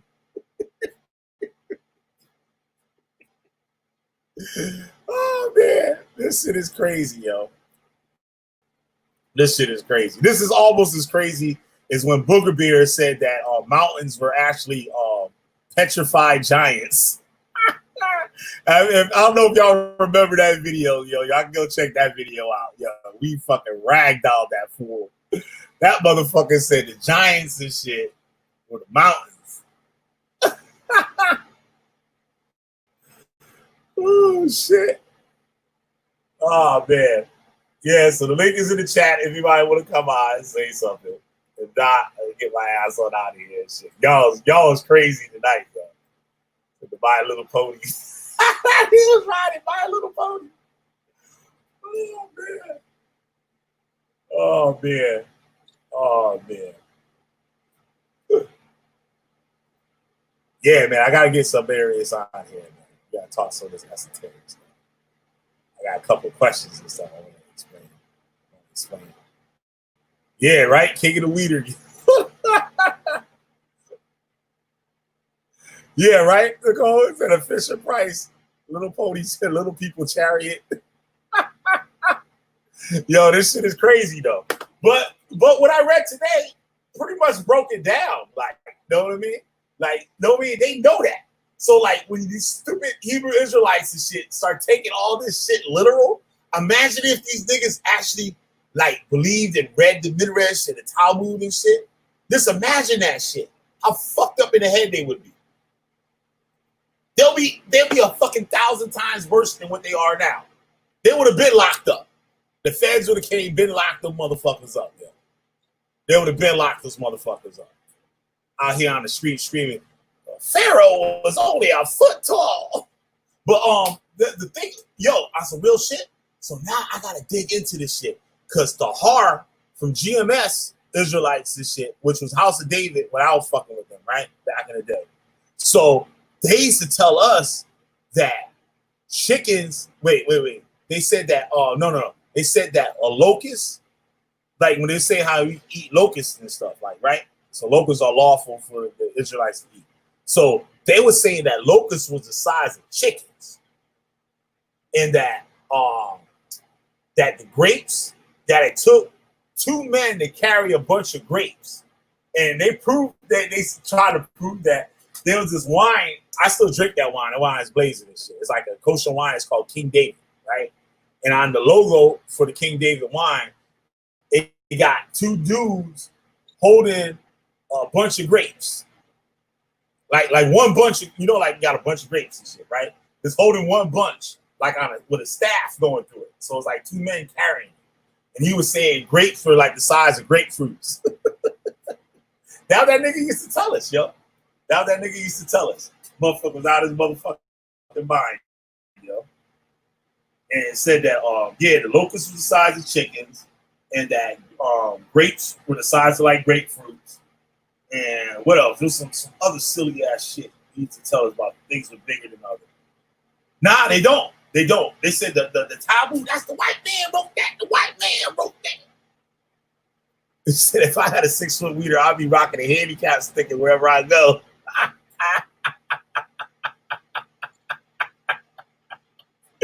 Oh shit. Yeah, when the code, you know, they don't follow the Talmud. They said that's the white man book. The white man wrote the Talmud and shit. So they don't know any the MIDRASH. I know they don't even know nothing about the MIDRASH. They never even heard that shit. The only reason they talk about the Talmud was because they say like in the Talmud, what's the crazy shit that they said that was in there about what was it? It was something crazy, yo. Like a lot of conspiracy theories talk about that shit because they be getting on the Jewish people and they be saying, "Oh, but look at the Talmud and shit," saying how they can lie to people that are in other nations and they can actually there was some somebody was getting on Sakari the other day saying that it was lawful to lie and shit. So a lot of times they be a lot of the things that they say comes out of the Talmud, but they'll tell you not to read the Talmud. That's why I notice a lot about them. They're pieces of shit, though. They're fucking straight up pieces of shit. Like I said, I can't wait till they start this FEMA camp shit up everybody talking about. I can't wait till it happens. They can decide. I'll be the one pointing them out. Like, they go right there. They right there. Them things go right there. Get them. And they're going to put them in the basement of that Walmart. And I'm going to pay for the fucking cement truck, too. And then they'll back that cement truck up to the basement of Walmart and fill that son of a bitch up with them motherfuckers in it. That's right. Make a new foundation. That's what they need to do. And then they can save the money on the tombs, those FEMA coffins. They can save all that money and shit. Just fill up the bottom of the motherfucking Walmart. And just back that cement truck up to that motherfucker and let her rip. And all you hear at the end when the shit fill up, when they take their last breath, all you hear is bloop. And they come up from the concrete. Bloop, bloop, bloop. And that's going to be it. That's it. No more Hebrew Israelites and shit. The fucking terrorize the earth. So what we saw tonight, though, is that the Jewish people don't actually take all of this shit literal. They actually know this shit ain't real. They actually know this shit ain't real. You know what I mean? So these motherfuckers is walking around talking about we can do this and fucking Moses and shit split the ocean. Walk around. I'm like, yo, a motherfucker lived in a fish nigga for 3 days. They're like, yeah. That's a bad motherfucker, boy. If you was in a fish for 3 goddamn days, motherfucker, you're a bad motherfucker. Yeah, man, this shit is crazy, yo. These motherfuckers is crazy. But there's a lot to learn. Like, if you know how to look for that shit and you know how to study that shit, there's a lot to learn from that motherfucker. There is a lot to learn from it. There's a lot to learn from it. But when you start taking that shit straight up black and white literal and shit, your ass is gonna be a fucking bugged out, retarded motherfucker. Just straight like that. Be a bugged out, retarded motherfucker. Yeah, so I don't know, man. This shit crazy. Goddamn, got 7 motherfuckers up in here and shit, man.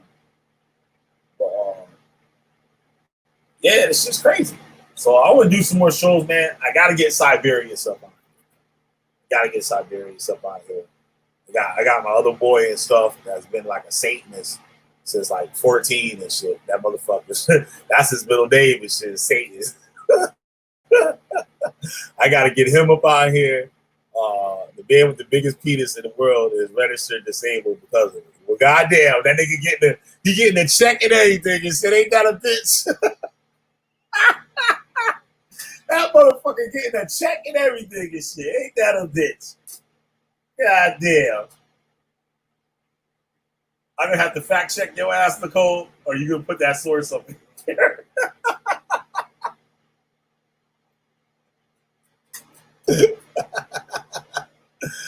Oh man. Yo, this shit is crazy though, yo. What up, Lil? What's going on? Yup. You just getting here and you were just chilling out and shit. You just hanging in there for a while. So what you think all about this 15-foot Moses? Goddamn 15-foot Moses.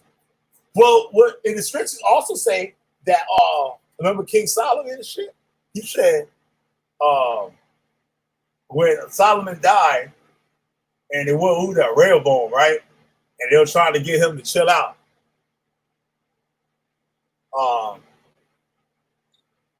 Yeah, I got your email too. Okay.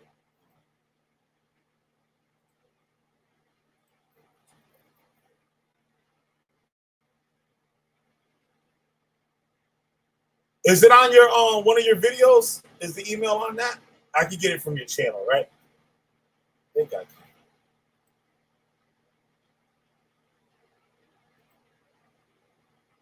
I don't know if you want to put it in the chat because you got all these weird ass motherfuckers and shit. But you know how to fix weird ass motherfuckers. I don't think you have a problem with that. I know you know how to put an end to that bullshit. But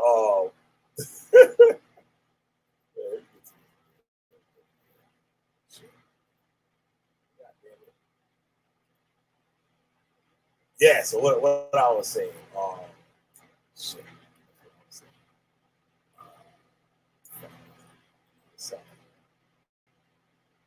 God damn it. But what I was saying, what the fuck was I saying? Let me find it. Because I'm bad with sending emails and shit. I ain't gonna fuck. I'm bad as hell with sending. I just keep forgetting.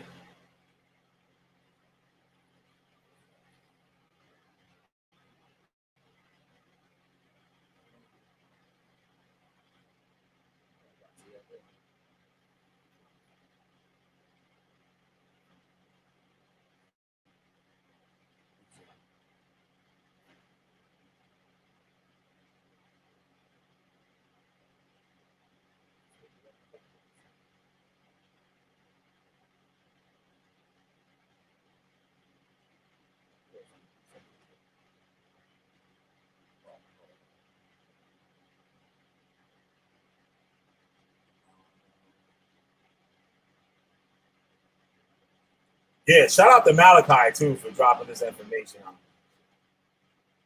That's what good about it. Malachi be holding the fuck out and shit. You need to chill with that shit. Holding back mad knowledge, yo. Malachi know all types of shit. They just be sitting here just laughing at motherfuckers and shit.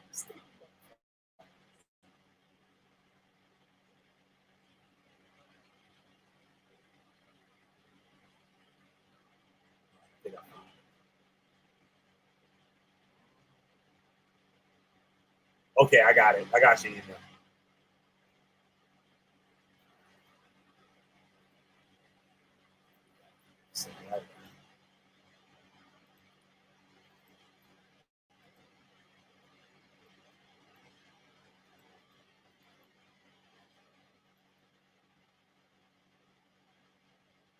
Yes, I got a lot of cool shows and stuff.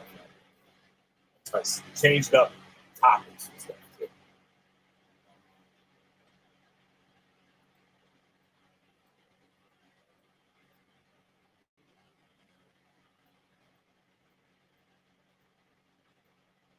All right, sent, bro. So, all right. Thanks, Nicole. Yeah, I wasn't looking at the chat. I was looking for his email and the old comment and stuff. Hell yeah, you haven't read that shit either. In 22 years of this bullshit I was in and shit, I ain't never heard that shit before my damn life. Motherfucker 15-foot boat. Yeah, right. Josh say cats think they slick. Yo, Malachi be holding back on mad shit, yo. Malachi be knowing all the shit, and we sitting up here and shit. I've been busting our brains open. There's a nigga coming in here talking that off-ass English shit, fucking sound like Conor McGregor and shit. I even, like, when I read his comments and shit, I be talking, like, I hear his voice in my head talking like Conor McGregor. No matter what he write and shit, I be reading it. Like, if I read it out loud, I'll sound just like Conor McGregor. Oh, shit. I can't help but do that shit. What photo was blurred? I didn't show no photo or the shit that I was sharing. I don't know. It's some crazy Jewish dude flying through the goddamn air and shit with the Torah. That's the Hebrew Israelites and shit. When Yahweh Shai come back, they be flying through the air and shit. Putting chains on all the Africans. The Africans, the Indians and shit. And burning up the white people. These motherfuckers is nuts. Small person grows into larger person. Yup. Yeah, right? You definitely got to decide. His last comment, I couldn't read none of that shit, though. That was a shit. He might have had some of that stupid juice and shit a little earlier and stuff. He typed that shit. That shit was like, I was like, well, goddamn. I couldn't even read it. I was like, I don't know what I was just like reading it. Then I was like, I don't know what the fuck that shit's saying. I skipped to the next part. And I was like, all right, I get that. Well, I don't know what the fuck this shit say right here and shit. I just gave up. Sometimes he's good and shit. You can make that shit out. You can make that shit out. You just gotta talk like him and shit, and that's when you get to understand it. Like you read it and talk just like him and shit, you'll understand that shit.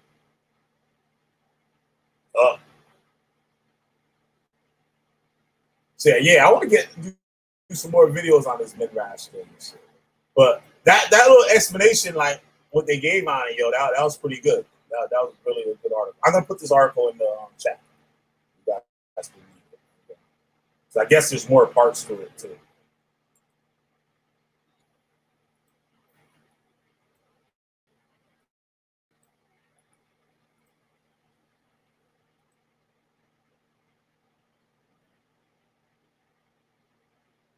I use this site to expose Judah Nazareth whole ass and shit. Stealing that shit, that Kabbalah shit. That's in front. Talk about the Most High gave him this knowledge. Shut your ass up. That dumb shit. And why Judah Nazareth ain't 15 feet? Like the rest of the Levites. Why that nigga ain't 15 feet? Unbelievable, man. Yeah, man. All you Hebrew Israelite fucking terrorists, motherfuckers and shit. Y'all want that smoke is right here, motherfucker. That smoke is right here. With y'all whole asses and shit. Yeah, how was Sharon to come save all of this? That was a good video I did earlier and shit. Out of Caesar Borgia Jesus and shit. Motherfuckers trying to tell us that there wasn't no white Jesuses before the Caesar Borgia made that shit in 1492 and shit to bring to the Americas and show the Indians and shit that enslaved the Indians. And I dumbass believe that bullshit too. I can believe that dumbass shit. Somebody need to fuck them motherfuckers up. Oh, you can't get no words in on Judah? Hell no. You can't come if you come in there with sense and shit, they're gonna block you. But if you just come in as this stupid, ignorant motherfucker and shit, they're gonna let you rock all day. I got another trick for Judah now. I got another one for Judah now. Make him sit his ass down. You know what? I got a video right here that I meant to be doing a video on. Check this shit out. This is what I'm gonna play this motherfucking shit. Let y'all hear this shit. I think this is when he got caught talking all that homo shit, yo. You got caught talking all that homo shit. That nigga trying to get his way out of that motherfucker. This shit been sitting on my fucking browser like for fucking like 3 weeks and shit. I just show that motherfucker now and just get it out of the way. Put this shit out there. Show y'all this shit. Judah Naz. Fucking whole ass Judah Nazareth. Here we go. Check it out. I forgot what it was about and shit. I'm just gonna play it.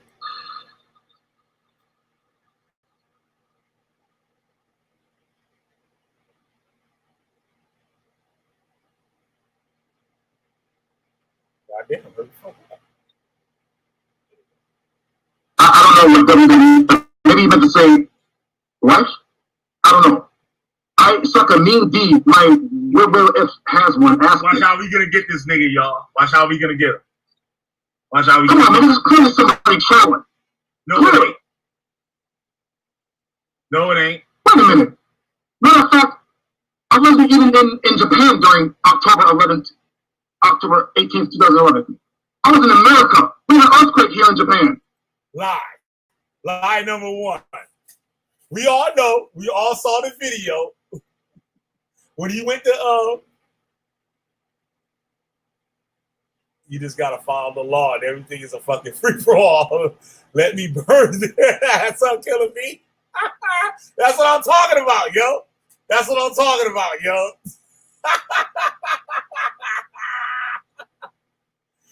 Oh shit. Oh shit. No, they block you because you accept Yahweh Shai and you know more than them. That's why they blocked you and shit. That's why they blocked you. Because they want dumb motherfuckers to come up on there all the time so they can act like they beat them up and shit. But you see what this nigga said, right? He said he was in America. This nigga was in Canada. He couldn't come to America. He couldn't come to the States. They wouldn't let his wife back in the country. So they was in that little ass little cabin, cottage thing and shit up in Canada and shit, where the dog house is just as big as his house. His wife with an old gray toenail. Let's listen, y'all. That wasn't him typing that shit. This is before, that date is before he even came on YouTube. Before he even came on YouTube. That's when these things were. So nobody knew nothing about this motherfucker. This motherfucker got split personalities and shit. This nigga was having conversations with himself. I made that. If you check out my video, it's called Crazy Is What Crazy Does, or some shit like that. I think that's the video that I exposed how Judah Nazareth, he was the same person talking to each other and shit. All that homosexual shit. The nigga crazy. And he got sickle cell and shit. Oh ass nigga. Shit need to fuck your ass up. Get you on out of here. Go to the upper room, bitch. There's no internet in October 18th, 2011. You're lying, Judah Nazareth. We got the news report, Judah Nazareth. Well, you wasn't let back into America, Judah Nazareth. So you and your wife and your child went to Canada. And you lived in that little ass house with a dog house just as big as your house. Nigga, why are you lying to the people? Watch this. First off, the first post. Look, first off, look at this. 7:18, 7:17. I need to go to the mirror and say Candyman 3 times and hop that sexy Tony Todd come through and rape me like he did that white girl. Who's Tony Todd? What if I said Wale instead of, I know, they hang with it, demonic, Masonic, Illum. Judah, this is before you even went on to YouTube, Judah Nazareth. And the name is Judah Nazareth. How do we know your name is Judah Nazareth? Which you said on the video that you said your name wasn't Judah Nazareth.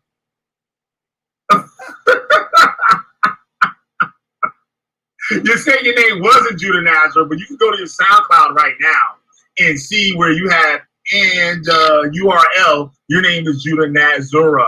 Yep. Nazura. And what's crazy, we all know him as Judah Nazareth. And when we say his name, you see how I said his name? Judah Nazareth. Not Judah Nazareth. It's Judah Nazareth. Because that's how he first came on YouTube. And when he changed his name, we'll still call him Judah Nazareth. He even says his name is Judah Nazareth. He don't even say Judah Nazareth. He said Judah Nazareth. Because that's the name that he had when he first came on YouTube. And then Josh from ABT Truth exposed his ass on that homo shit he was doing. And the nigga tried to lie and say my name was never Judah Nazareth. And you can go to his SoundCloud right now and see Judah Nazareth and shit. Hey, Judah, why are you lying to the people? You caught. First of all, they can't even spell. This clearly is not me. Look, so I have every right to curse Bobby. May all the camps come against them because they think they're false witnesses.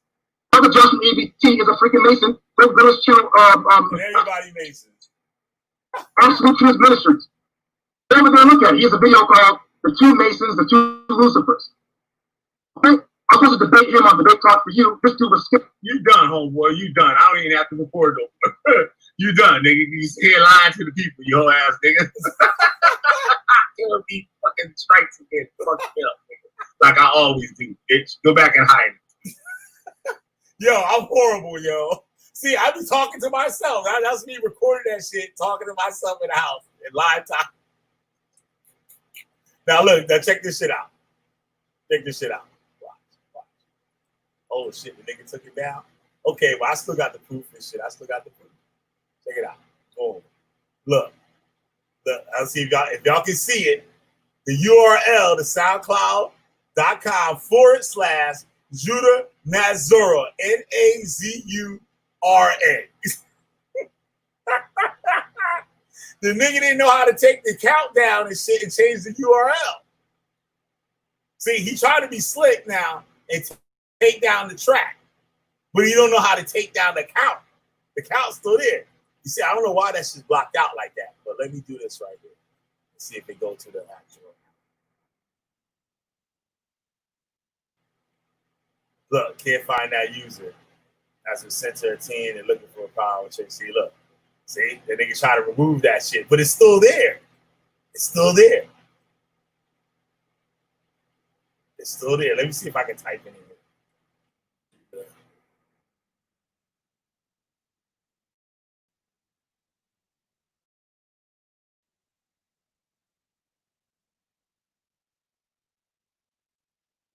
But we already got that shit on video anyway. Like, so no matter what he do, he can take this shit down all he wants. See, no results for it now.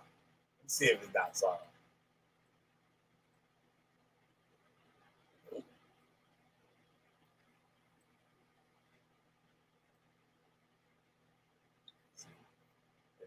When he changing that Zara, I bet that's still here.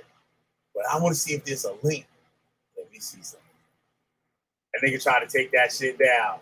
That nigga trying to take that shit down, nigga. We already got that shit recorded, nigga. We already got that shit recorded. Oh, he took both of them down, Josh. You see that shit? Let me see Josh shit. Josh, you should have a link to his shit on your channel, right?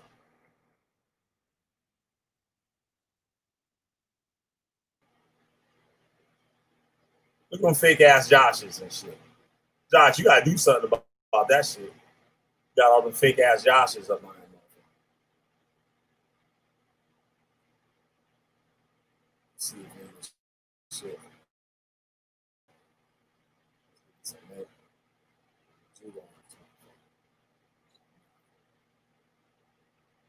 But we got them anyway and shit. It don't even matter. We got the receipts, nigga. Oh shit, you be burning the hotels up? You definitely gotta come out here, yo. Gotta get the hotels too, yo. Hebrew Israelites and hotels, yo. Gotta get it. Can't discriminate, motherfucker. We gotta get all the motherfuckers. See? Gotta Killer P get all the smoke over here and shit, yo. Yup. He burned the hotels up too. That's what's up, yo. Nicole Gray said, "What's a hotel?" That's what we call all the Egyptology, like the whole Kemetic fucking science, Kemetic, whatever the fuck they want to call them followers. They always say, instead of saying shalom like the Hebrews, like they be like, "Hotel, brother, hotel." Some more silly ass motherfucking Afrocentric bullshit that these motherfuckers be trying to pull and shit. It's the same shit as the Hebrew Israelite. It's a cult. It's some old cult shit. But shit ain't organized like Hebrew Israelites and shit. They ain't get there yet. They just got YouTube followers and shit. They get that money off that YouTube shit. Damn cash apps. Like fucking goddamn Phil Valentine. That motherfucker's a fucking idiot. And I used to listen to that motherfucker and thought he was deep and shit. That motherfucker's stupid motherfucker. He a stupid motherfucker. That motherfucker tried to say that Obama was Malcolm X's grandson.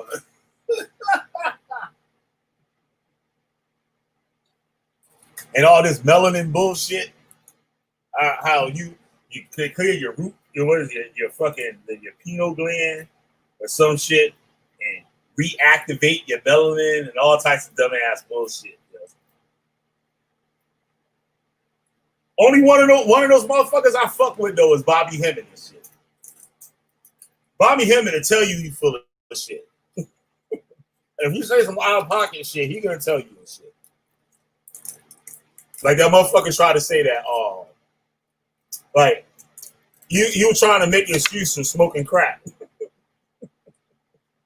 That motherfucker said, well, back in the day, shit, everybody was smoking crack. He said you could go into the spirit world or some shit. I gotta find a clip for that shit, yo. That shit was funny as hell.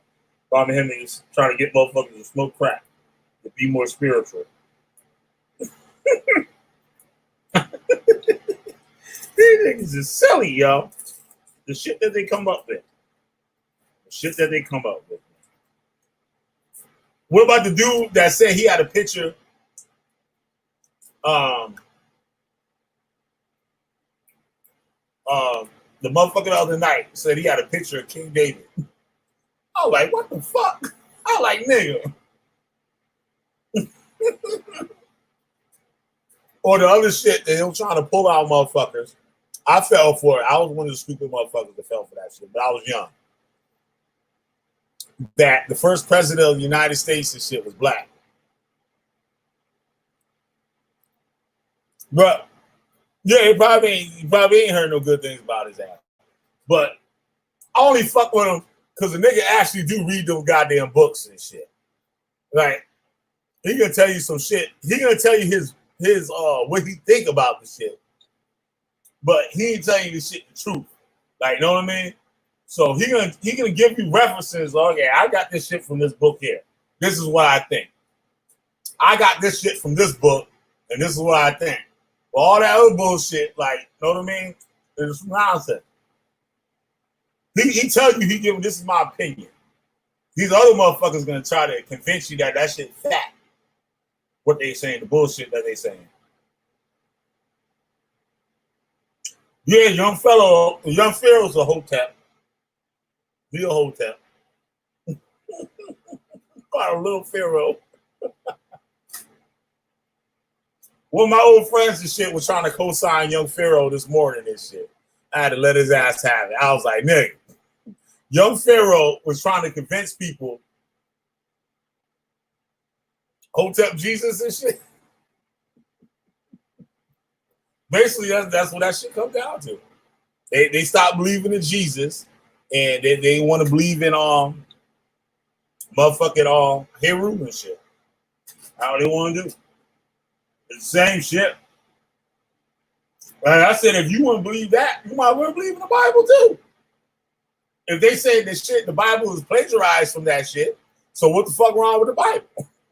If you saying this shit is real and these motherfuckers just stole from it, that means the same motherfucking shit. And you motherfuckers don't read meta-netter, motherfucker, but you can learn to read Hebrew, you can learn to read English, nigga. I don't know nobody giving no meta-netter classes and shit. Fuck out of here with that shit.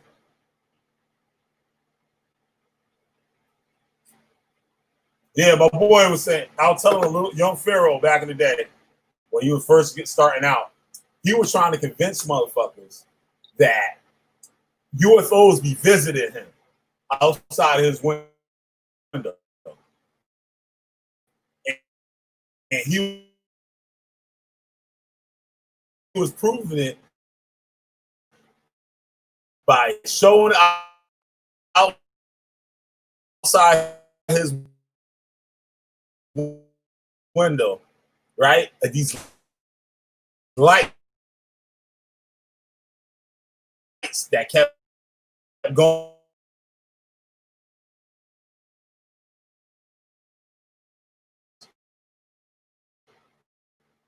The lights was a motherfucking with that shit. And so I think my shit starting to fuck up. Hold on, let me see. Fix this thing here. Sounding like a robot in a second. Oh, somebody.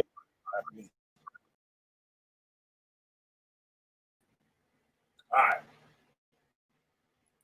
So, yeah, people trying to preach all the third and second hand knowledge from these old ass books.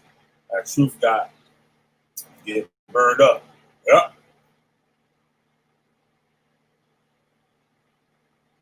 Yep. This shit is crazy, man. It's unbelievable. It's unbelievable. Shit. Exactly. But I know I've been a long way, yo. I've been a long way. So I don't even give a fuck about too much shit no more. Because I'm like, shit, I'm old as fuck. Like, it's too late to be starting all some new shit. That bullshit. I done had my shot, motherfucker. I done had my motherfucking shot, and I blew it.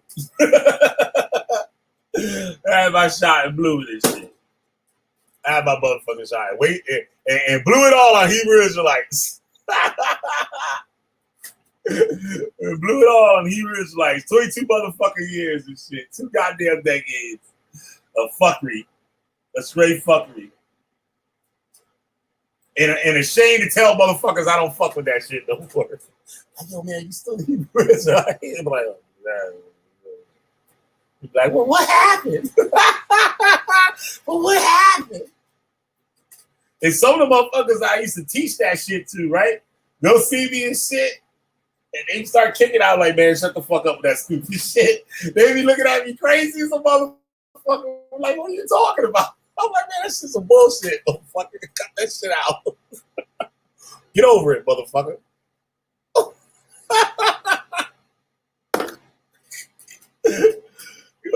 Yo, go get a bottle of Henny, a bag of pork rinds and shit, and some hookers, motherfucker. Enjoy yourself. Fucking bring that stupid ass Hebrewish like shit around me. Like Chris Harris said, as soon as he gave that shit up, he went to I think he said he went to Chili's or some shit and got him a big rack of fucking baby back ribs or some shit. Oh shit, man. Oh shit. Yeah, I am kind of making up for that shit, yo. I am kind of making up for that shit. You're right. I am kind of making up for that shit. I'm definitely paying these motherfuckers back. I'm definitely taking my shit back. So, like, I could go 22 more years and shit, fucking these motherfuckers up and shit and redeem myself. Like I did Judah Nazareth whole ass and shit. Motherfucker doing all types of shit. Talking about he in the goddamn Torah. Motherfucker trying to cast spells on motherfuckers through the goddamn TV screen. The motherfucking computer monitor. I like, you fucking asshole. You're looking at yourself, nigga. You're cursing yourself, you stupid motherfucker. He said, I pray to Yahweh that he destroy all you niggas, all you fuckity fuck niggas, and kill all your children. And kill everybody that's next to you. I'm like, this stupid motherfucker cursing himself. And next thing you know, fucking Hadassah drives her car into a tree.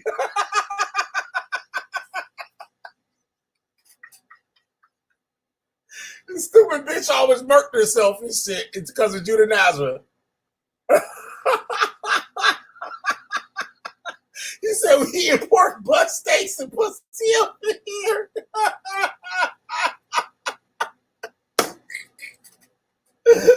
Oh shit. I told him motherfucker, yo, I was like, man, fuck all that shit, man. Go get a bottle and shit, bag of pork rinds and get yourself some hookers, motherfucker, and get over it. Oh yeah, yo, Josh said that shit too, yo. Josh said that shit too. That's a lot of work. Yo, I don't have the patience for the fucking work. Because a lot of video, I hate video editing. That shit, yo. Like, I do graphic design and shit like that. But fucking video editing, yo, that is not my shit, yo. I hate, because I'm like too long-winded. So like, some shit, y'all see that shit in my videos and shit. Motherfucker, I don't see how motherfuckers be making videos that only be like 3-4 minutes long. I'm like, yo, fucking ain't no time to say nothing and shit. Like, you know what I mean? Like the shit, they have all the information in that shit too in like 4 minutes. That same subject and shit, I have a 4-hour fucking video saying the fucking same shit. I don't see how they do it and shit. Like, these videos be long as hell and shit. It just takes me forever doing it. But that'd be a bad motherfucking documentary though. I have to sell that motherfucker though. If I do that shit, that's a lot of work. I have to sell that son of a bitch. Judah Nazareth will be mad at the son of a bitch. Actually, if Judah Nazareth a narcissist and shit, he'll like that shit just because he's honest. Maybe when Judah Nazareth kicks the bucket and shit, I'll do it. And shit. Yeah, wait for Judah Nazareth to kick the bucket. It should be any time now. Maybe another earthquake and shit hit fucking Japan or some bullshit. The tsunami come and wash his ass out into the goddamn ocean. One of the two. Like, fuck you, you fuckity fuck niggas.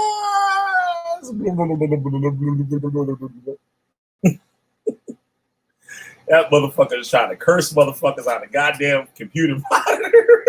Like, you looking at it. You stupid fuck. I'm like, nigga, you looking at your fucking reflection.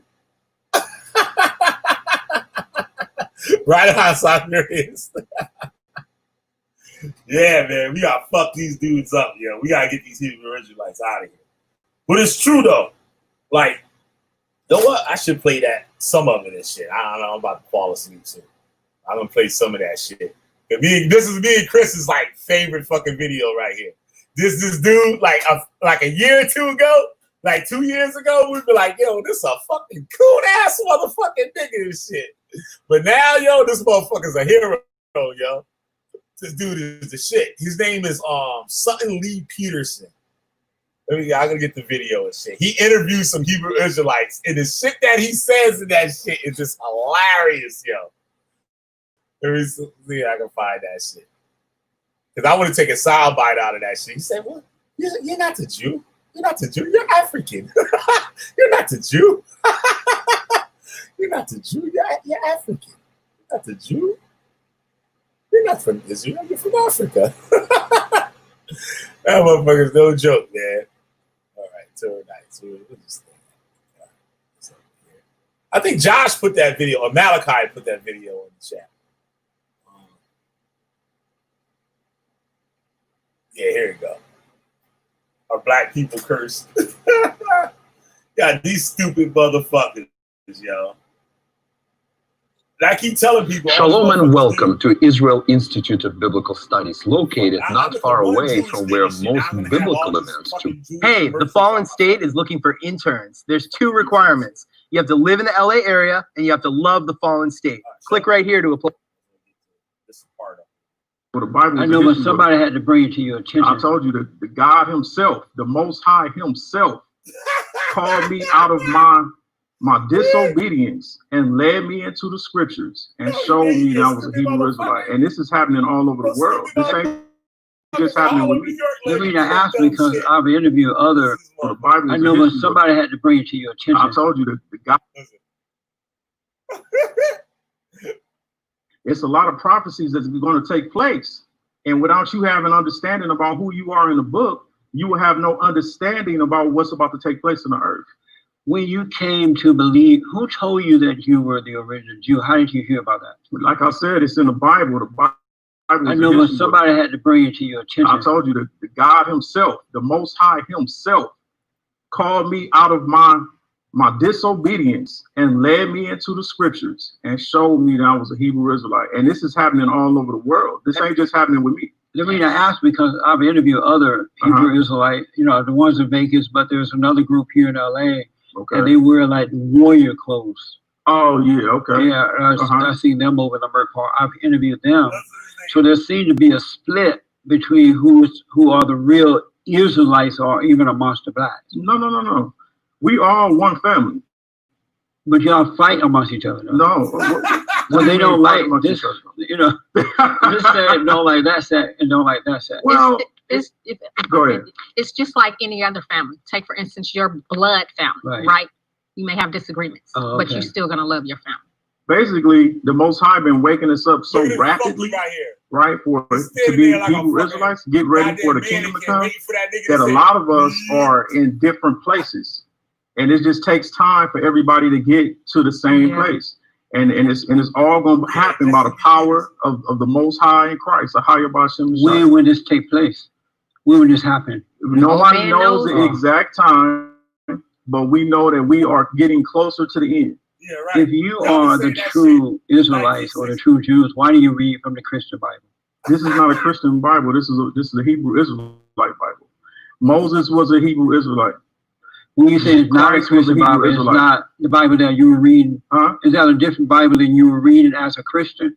No, this is the King James Version Bible. But that's the Christian Bible. No, Christians brought us here on slave ships, right? You know that, right? I guess so. So everybody can be a Christian. Everybody can be a Christian. It's a religion. We're talking about a bloodline. So let me ask, prior to becoming a Jew, you had this emptiness inside, like something was missing, like a void, like something wrong, right? Is that right? Yes. Okay. And so once you became a Jew, was that void taken away from you? Were you fulfilled completely? It basically gave me the understanding, because I always wanted to know why we was hated so much. And we never did nothing to anybody. Who hated you? The other nations, the so-called Caucasians, the Japanese, the Chinese. Everywhere we go, we hate it. And I didn't understand why we was hated so much. But then when I read the Bible, it gave me the understanding and let me understand why our people were being hated so much. when you did becoming a Jew fulfill that void deep down in your soul? Oh, it did. So you don't have that void anymore. Yeah, because now I have understanding, knowing that the reason why we in the situations that we're in is because we didn't serve our God the way we're supposed to. Do you have that? Was your void taken away too? It was, absolutely. But we know that now that, like Malak was saying, that our forefathers were disobedient. So it's just like a parent and a child. If I do something wrong, my parent is going to discipline me. Right. So that's how we feel about the Most High God. Do you have perfect peace? I do. And within myself, knowing that I am the chosen. How about you? You have perfect peace? I have perfect peace. At all times? Yes, because I know I'm doing what the Most High God have commanded me to do. When you say the so-called white or Caucasian, what do you mean by so-called? They don't really exist? Because white is just a label that they get. That's not who they're called in the Bible. So what are they? Who are they? In the Bible, they could be Japheth or they could be Esau.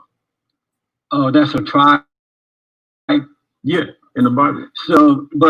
So they shouldn't be called white people or Caucasians? No, I didn't say that they couldn't. I just say so-called because I try to stick directly with what the Bible would say. You see that white man on the body camera? Sure.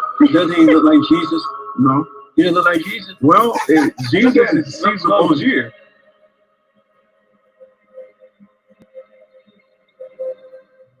See? You see the video I just did earlier, right? You see that shit? So, Caesar Borgia, yeah. But he does look like Jesus. No, we know him. No.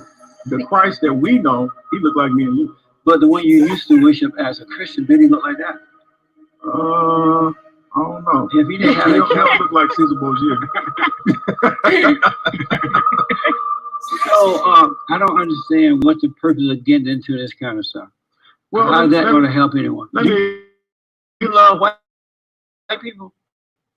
I love everybody. How about white people? I love everybody. No, just Most High told me not to hate nobody. Do you love white people? I love everybody who love me. How about white people? Everybody. Do you love white people? Let me explain something to you. I know, but answer that first. Being a Hebrew Israelite is not a racist thing. Right. Yeah, it's an awakening. It's an awakening that's taking place for you to get back what has been taken from you.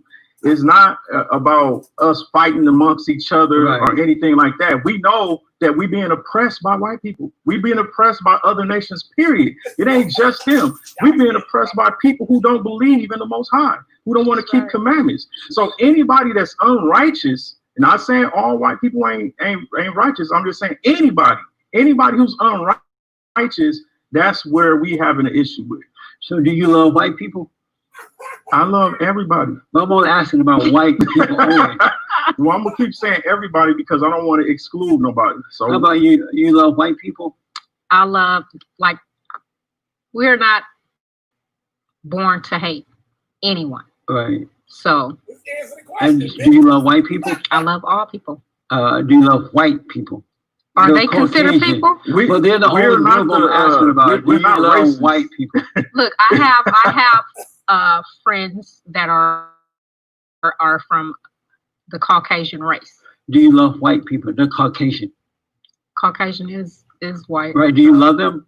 I love everybody. We're answering the questions. And so what's the plan? Do you plan on moving back to Israel? Well, what's going to happen is, according to the Bible, the Most High is going to. You want to get some scriptures on this? Oh, no, yeah, but let me ask you this first.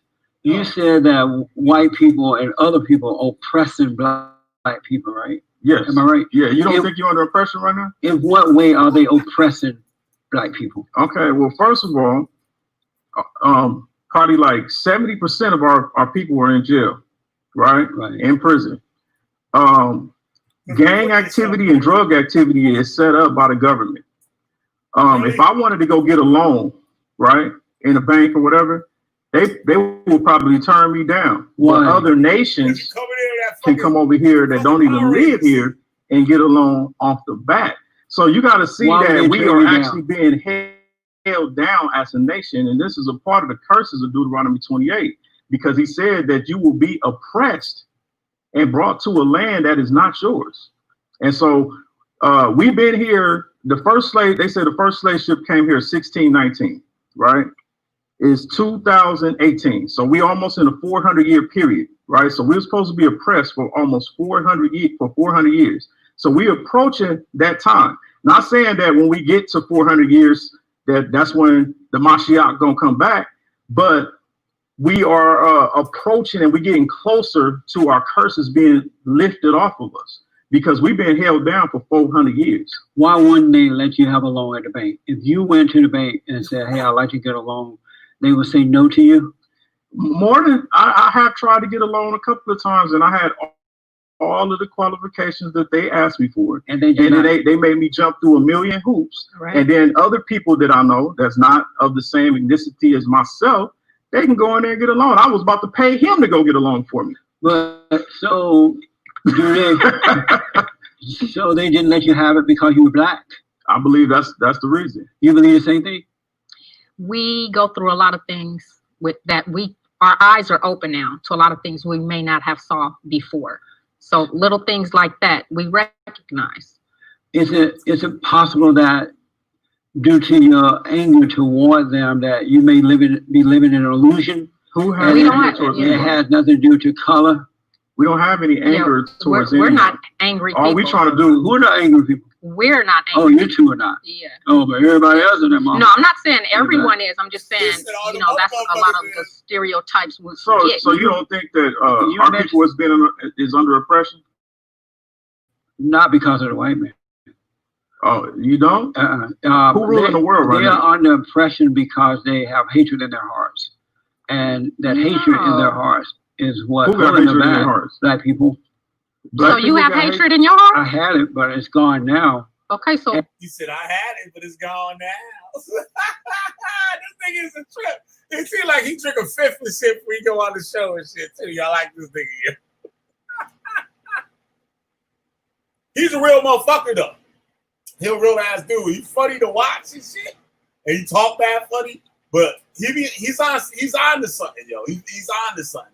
People just don't get him yet. They don't get him yet. And it doesn't start with the white people. Most black men and women hate their mothers and grandmothers. And because they won't forgive them, they're living in darkness. And in that darkness, they're living in illusion. And so they've been told by the enemies of good that it's the white man, when it's really they're hating their mothers and yearning for their fathers. So have you ever heard of stuff? Now, I did a video on this. I think I did, or one or two. I think I did that shit. I think. On how Afrocentrism fucked us up just as much as rap music. It was at a time where these people wanted black people to have some type of identity. So what they went and did was come up with a whole bunch of bullshit, like stuff that not as all crazy. Chancellor Williams, you get Check Out the D Up, not Check Out the D Up. Chancellor Williams, and there's another motherfucking shit. Well, there's a bunch of them. There's a whole bunch of them. They make up a whole bunch of bullshit like how black people ruled the motherfucking earth. We was ruling Europe in the dark ages, and we was already in America, and they ain't got no goddamn proof of none of that shit. They ain't got one drop of evidence of that shit. Not one artifact, not one piece of literature, none of that shit to back none of that motherfucker shit up. And so basically, it a hype a motherfucker up to think he all this and this and this and that, and then you crash when the shit's over with. You're looking stupid.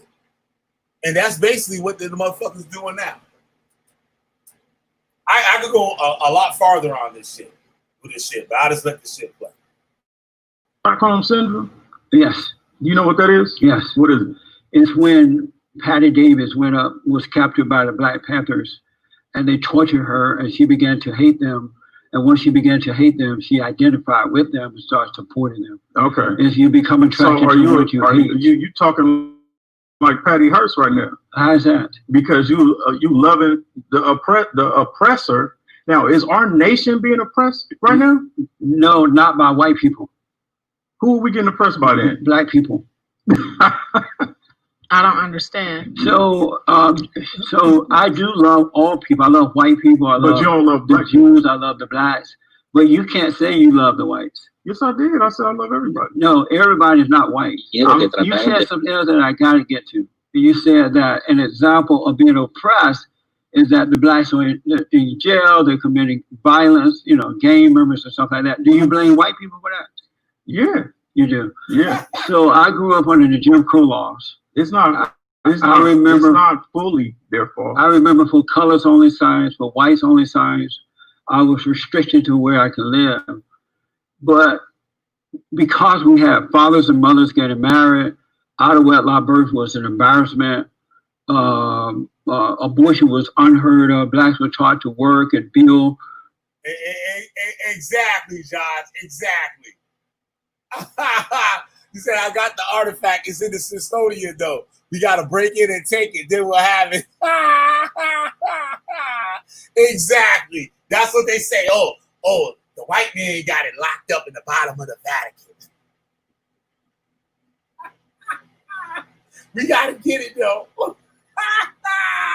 They got it on. These motherfuckers know everything that's locked up in the Vatican and shit. They know everything and shit. Like somebody gave them the inventory list and shit. Of shit that they got all the black people, all the secrets of the black people and hid it under the Vatican.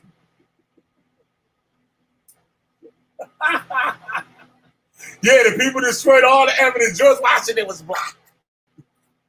George Washington was black, you fuck niggas.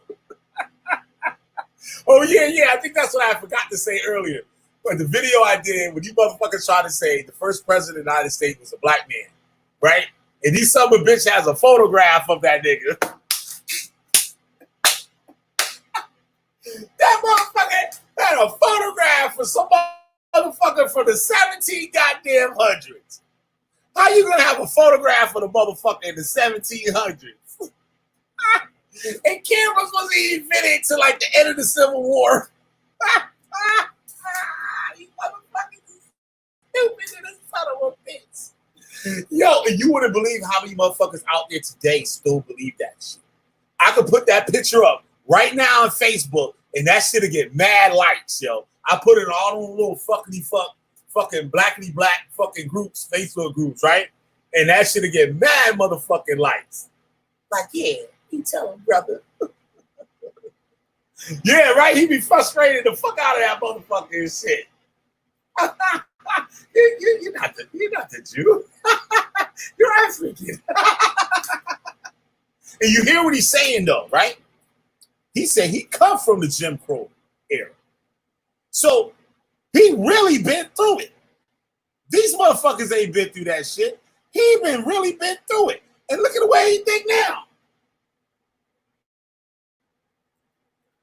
I have family members who own land. Some of them never worked the plantation because they own land and did their own thing. They were not going to jail. I didn't grow up with one person going to jail. No one around me was going to jail. If white people were oppressing and we were under the Jim Crow laws and they were causing black on black violence and incarceration, why didn't we see it then instead of now? Why didn't we see it then? So you don't think that that's hatred? No, but tell me why did, no, the question is, if it's the fault of the oppressor that blacks are in jail, why didn't we see it back then as opposed to now? Why didn't we see it back in Jim Crow days? Yes. Actually, our people was more actually structured back in those days. They was fighting for their equal rights. They was more organized. They were not organized. Yeah, right now, even thinking right of now, organized. Everybody is going for self. True. They were not organized at all. They were living. They were not identifying with preachers. They were not identifying with black politicians or anybody. They only got their identity from family, from God, and from family. They were not. They had no leaders. And they became organized. See, now this is what, and that's the point. They became organized. This is why you need to understand about a Hebrew Israelite, because when everybody understands who they are and why things happen. Now here come the nigga fucking technology, fucking pull the wool over your eyes, motherfucker. The motherfucking Hebrew Israelite fucking spell bullshit that he doing right now. He shut that motherfucker down, and now they gotta change the fucking topic and shit out of the way that they happen. Then you will understand where you're going. You understand what's taking place. You understand that we need to move forward and do what we got to do for the Most High. But why didn't we see incarceration and abortion and all that junk prior?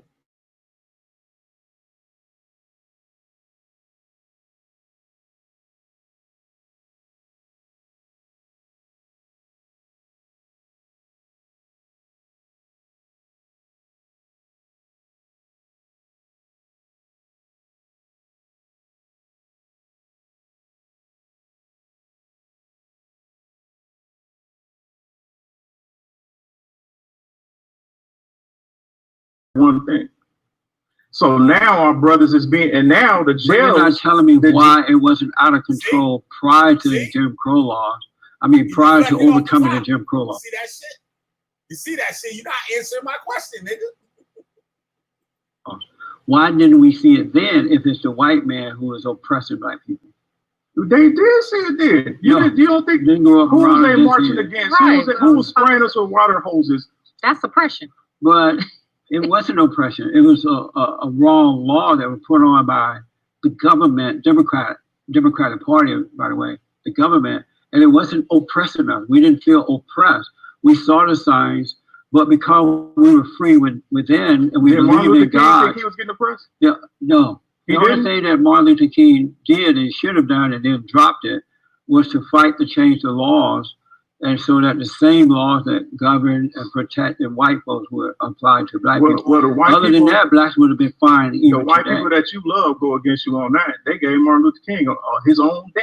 When you say that I love, because they think that the things that he was fighting for was justified. You wouldn't even be able to sit in the front of the bus if it weren't for Martin Luther King. That's why they need to change the laws. Huh? That's why they need to change the laws, because he had to do drastic things to change the laws, and he did his with peace. We got Malcolm X. When you say the white people that I love, am I not supposed to love them? Yeah, I'm saying you love them. I love white people? But do you think you white? So let me ask or do you think you what are you? I'm asking, should I love white people? Yeah. Yeah. Yeah. But why do you say the white people that you're supposed to love? Because I should love them. Because what I'm saying is the way that you're expressing your love is different from mine. How's that? Because you're condoning wickedness. How's that? Because it's a lot of wickedness that takes place that they have done against our people, and you want to have a blind eye to it. How am I having a blind eye? It's like okay, now when we came over here in slave ships, was that racism? No. That wasn't racism? He just playing. Why do you say that? Why do you say that was racism? To capture and force people to go somewhere that they don't want to go. And who were the racists promoting that, doing that? Who were the people doing that? The so-called white men. No, that's not true. It's not true. Black people were sold into slavery by blacks, wealthy, to the Arabs. Let's get Psalms 83. It was the Arabs. Psalms 83 Let me just finish this, and then we'll get to that. Okay. It was the Arabs who sold the blacks across the world. It wasn't white people who were just tiptoed over to Africa and just bought took white folks. They were being sold by other black people. Is that racism for black? And they're still doing that today in parts of Africa where blacks are enslaved by other blacks and Arabs. Is that racism? Every black person is not.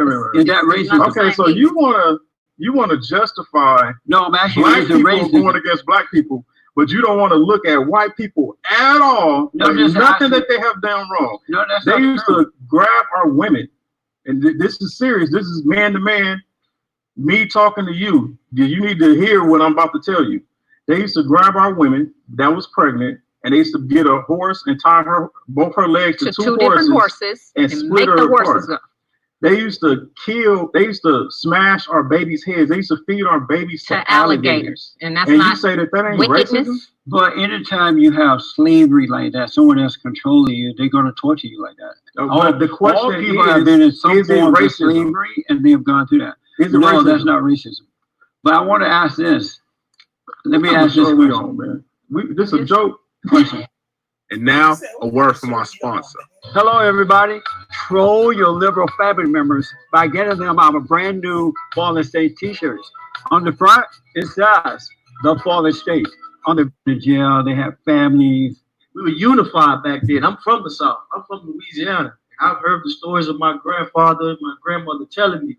Back then, at that time, you were saying we wasn't going to jail, but they were hanging us. They were killing us. They weren't hanging us. They were hanging. Who were they hanging? They were hanging some black people. But aren't you? The KKK, not all white people were hanging black people. Not all white people were hanging black people, but the whole thing is that white people were hanging black people, and you are black. What do you mean by blacks were unified? Because back then it was three husbands to every five households. It was now what they're saying now is something that I was looking at the other day, and how the media used like that thing with in Atlanta, right? Where the cop shot that motherfucker and shit, right? I would have shot that motherfucker too. I keep that shit 100. But the news said, okay, the white cop shot a black man, right? Now the incident ain't had shit to do with race. You know what I'm saying? They tried to make this shit, it was just an incident to the police officer or the person. But they turned it into a racial thing. And that's kind of like what's going on in this conversation. Now the devil's in Louisiana? Yes, sir. Oh, I'm from Alabama. That was from Alabama. It's the same. The whole world. It was 3 husbands to each 5 households, and now you got the government coming in. And they won't even allow the husband to live with the wife. They give them Section 8. They want to make our women comfortable, and then you have the other people coming in. Which the Caucasian, this whole feminist movement, that's right. When that came in, it made our black women say, "Oh, we don't need a man. Let's be independent." But still, in all, and I love everybody. When you say everybody, white people are included with the word everybody. When you say everybody. Now you want me to single them out like you're singling us out, and you're one of us. That's exactly what you're doing. What do you mean, one of us? The so-called black man. African American. No, I'm not African American. I'm an American. So you were so-called black American. Right. Correct. Not so-called, I am. You're black. Well, listen. For face value, let me use your word. You are a black American, like we are black Americans, right. Correct? Yes. So why are you trying to single them out and make us seem like we hate them when we don't? I'm not trying to do that. I'm trying to learn. Or a stranger. I'm trying to learn what the Israelites is about. So let me ask. Spreading the word of the Most High God. There's not a Christian Bible. What was you know the name of the first? That nigga said cool as a cucumber, no matter what. though. That nigga said cool as a cucumber. Looking like Jimmy the Cricket. And I heard you call this man Jesus. I say look like Jesus. You said I didn't call him like Jesus. Do you know the name of the first slave ship that came to America? What name? Do you know the name of the first slave ship that came to America? No. The good ship Jesus. Oh, okay. So why would they associate Jesus or him with something ugly? So ugly. Now, I'm saying him because that's what you said. But now you laughed it because when I said that he. So let me ask. You say blacks were unified. You grew up under Jim Crow laws? No, I didn't. But I heard the story of my mother. My mother is 50.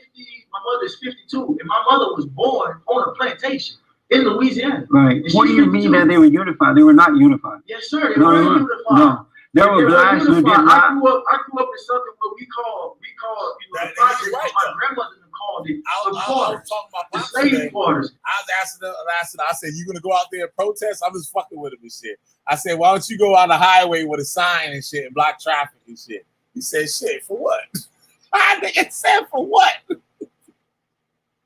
I said, you ain't protesting? He said, no. I said, why not? He said, because I had to go to work. He said, I had bills to pay. He said, I ain't time for that shit.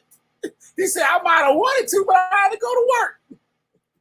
And when my grandma would cook a pot of gumbo, you know what she would do? What? The whole ate. Neighborhood would eat that one pot of gumbo. And as I grew up, I just, as I grew up, I seen the vision. This family going that way. That family but going the that more way. black didn't like the immigrant. Now the question is this: Do you love black people? Yes. You love black people. I love black people. Okay. Yes, sir. Now, do you understand the struggles of the black people? Yes.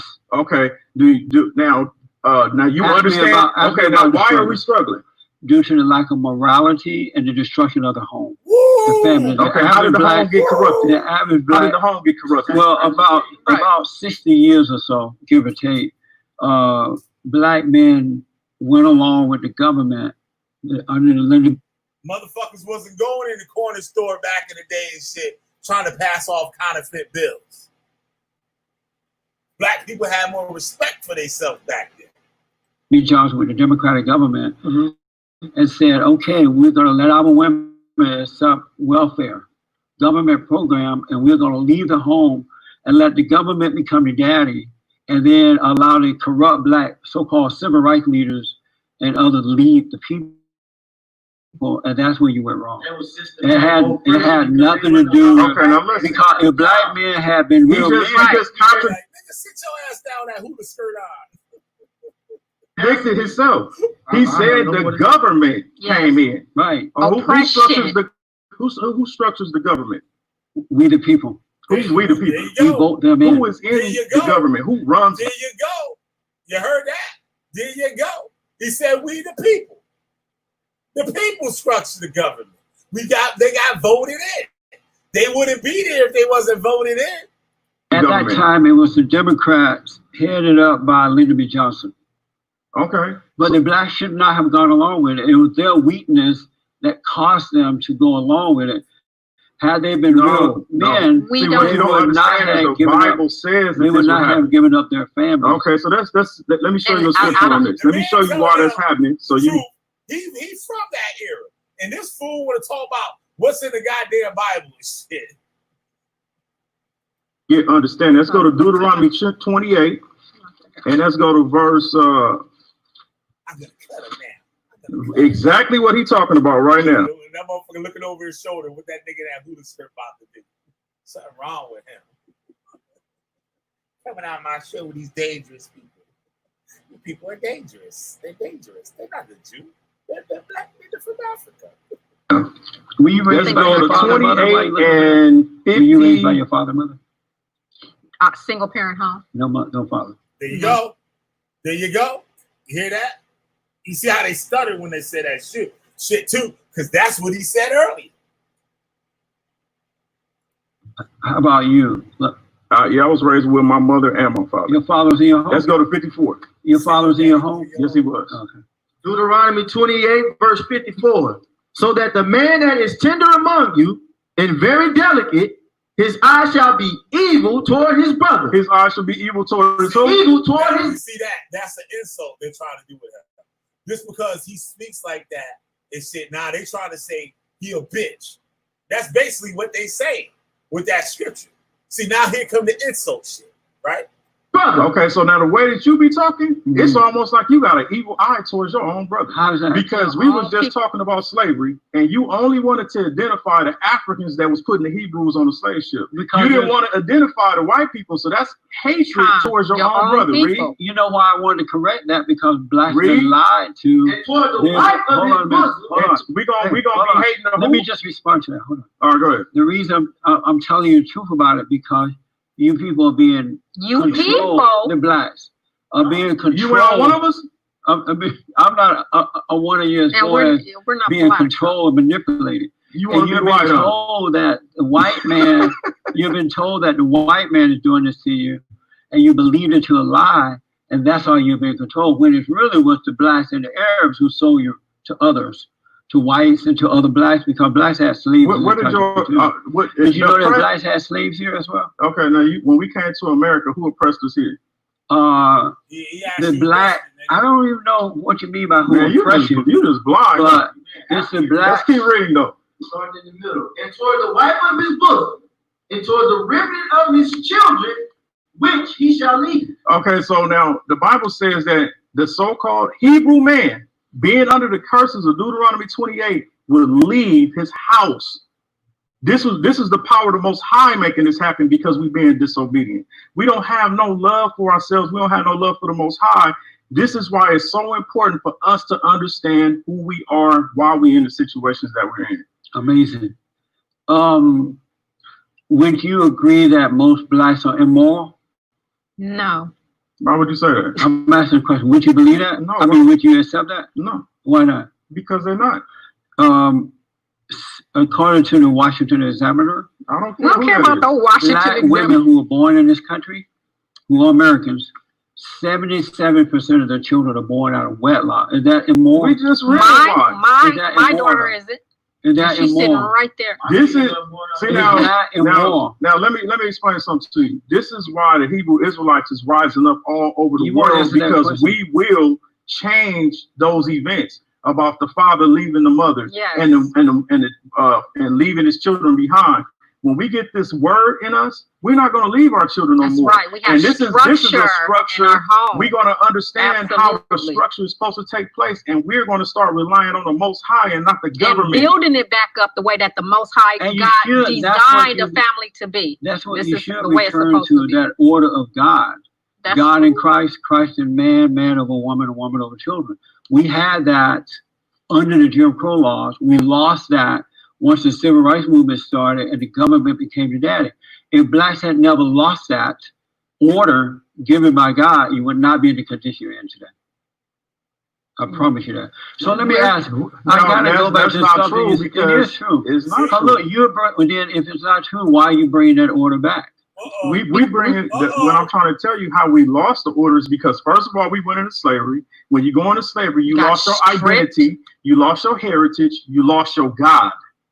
So now when you reestablish who your God is, you reestablish what your ethnicity is. You're not black. Black is just a color. That's not who you are. What color is You're your not God? African American. That's color? 2 continents. What color is your God?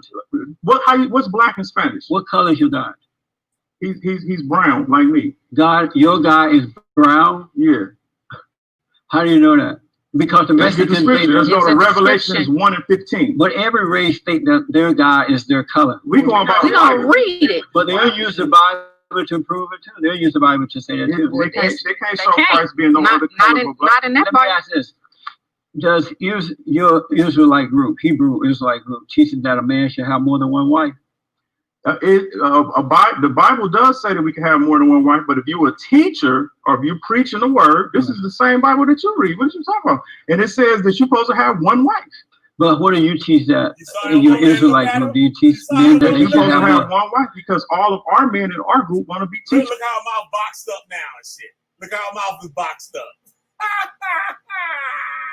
And they want to be leaders. How about non-teachers of the Hebrew Israelite? Are they allowed to have more than one wife? The Bible says this ain't but just about a Hebrew Israelite. This is what the Bible says. The Bible says if you want to have more than one wife, you can't be a teacher. I'm asking about the non-teachers. Do you teach the others who are non-teachers that they can have more than one wife? No, we all, like I said, we encourage. There's a lot of stuff. Look at him again. Like, nigga, you better not say it. You better not say it, you black motherfucker. You ain't getting no pussy when you get home. Fuck that, Yahweh Shai. You bring another bitch in here and see what happened to your fucking black ass. You don't even got no job. All of our men to step up to be leaders and to be teachers. So they won't have more than one wife. They will only have one. So are you teaching them that they cannot have more than one wife? No, it's not against the law to have more than one wife, according to the Bible. So Hebrew Israelites teaches that if you're a Hebrew Israelite, according to the scriptures, you can have more than one wife and it's fine. According to the Bible, you can have more than one wife unless you were a teacher or a moreh. Amazing. I want to ask you something about groups. You said that blacks, one of the problems with black people is that they are not unified as a group, right? Did you say that? Who said that? Yeah. That they're not unified as a group? Right. Yeah, we're not unified right now until we start. The Hebrews is the way that you're going to get unified. There's no other way. If you don't come to the Most High and get under him, there is no unification for nobody. What's the purpose of unifying? I would want to unify with a group that I don't agree with. Our values are different. I see things differently. Why would I want to unify as a group? You and your wife agree on everything? No. But y'all unify, right? But no. You ever seen a man unified with his wife? Right here? No. Oh, that's sad. Why is that sad? That's horrible. You're supposed to cleave to your wife. Well, you know why we're not unified? Why? I don't have one. You know what? But let me ask you. So this. if you did have one, you know, she gonna look like you? She'll come along dragging. You know how women are. You know how women are. You have to drag them along. No, I wouldn't say that. We don't put our women down like that. Let me ask you this. Do you believe human beings are in a fallen state? Human beings? Yeah, I'm going to talk about America. America is the daughter of Babylon, and America has fallen, and it's under judgment right now. So, yes, it's at a fallen state right now. Do you believe human beings are in a fallen state? Not all human beings, no. You don't believe all human beings are in a fallen state? No, just the wicked because we're rising. Israel is rising. Amazing. What's the purpose of a reader? I know you brought a reader, and yeah, because we're supposed to go over a lot of scriptures to prove what we speak out of the word of the Most High. But reading scriptures like that doesn't prove anything. All it does is give you. Are you a pastor? Yeah. So you said reading scriptures doesn't prove anything, right? Because when the Bible says that we're supposed to go to the word to prove all things. I'll tell you what it means. So you a pastor? Let me tell you this. Reading scripture just builds your ego and makes you feel like you know more than the average person. And then you go and get a church and you call yourself a preacher or a teacher, whether it's Christians or whatever religion, and it just builds your intellect. That depends on the individual. Now you can bring your individual in there. It depends on the individual. It builds you up to make you think, and then you have these people looking up to you. Do you know? Yo, he's shutting that shit down. Yo, y'all hear what he's saying? The same shit I was saying. Know that the kingdom of heaven is within you? The kingdom of heaven is coming. Do you know that the kingdom of heaven is within? It is within us, but it's also coming. So if it's already within you, it's already here. How is it coming? Because the Bible says it's coming. That the 12 tribes of Israel we scatter to the four corners of the earth will be delivered in the last days and brought to the unwalled villages and live for 1,000 years. See, that's just intellectual knowledge. Christ. You're waiting on something that has already happened. It hasn't happened because you're into this intellectual knowledge. The kingdom of heaven is within. You agree to that, right? I said that the reason why the kingdom of heaven was within us is because Christ is within us. So it's here already, right? No. It's coming. Are you not here right now? Yeah, I'm here right now. And so where you are, so this is the kingdom for you. So where you are, where your people is being tortured and killed on the street, raped, shot down by the police. Let me ask you. So the kingdom of heaven that is within you, you're here right now. This is not my kingdom. It's the kingdom inside of you right now. This is not my kingdom. I'm talking about within. Christ is within us. It's the kingdom of heaven. The kingdom of heaven that's within you is here right now with you, inside of you. Christ is within me. I'm asking about the kingdom. Is it here too? Yeah, with him being with me, it's a part of the kingdom. Do you believe that the Bible is the word from God or the word of God? It's the word of God. So the word that's in your heart, what word is that? That written upon your heart, what word is that? That's the new covenant that's supposed to take place. You don't think that has taken place? No. So you don't know that the word is already written upon your heart? No. You don't know that either? No, you want to get scriptures on that? We would not be studying. If it was already in us, we wouldn't have to teach each other about the words and that's the commandments. Right, and you don't have to do that. What it is, you have not realized that the word is already written in your heart, and so you're not being taught from within. You've been taught from without.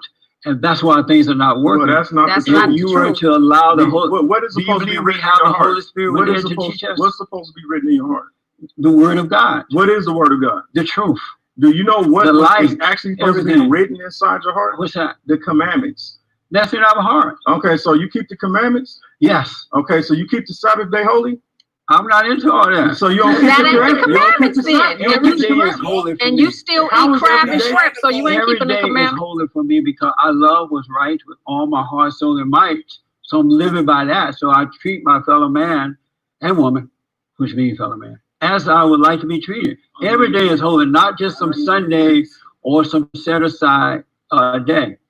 That makes sense. See, you can't lean to thy own understanding. I gotta ask you this because I went to your website and you said, oh, you have a video on your website that talk about the curse of African American black people. Are black people cursed? Yes, they are cursed. Mm-hmm. And what is the curse? Give me Jeremiah 3:6. Then I got it. I know about the time, God. I mean Joel 3:6. It was just getting good.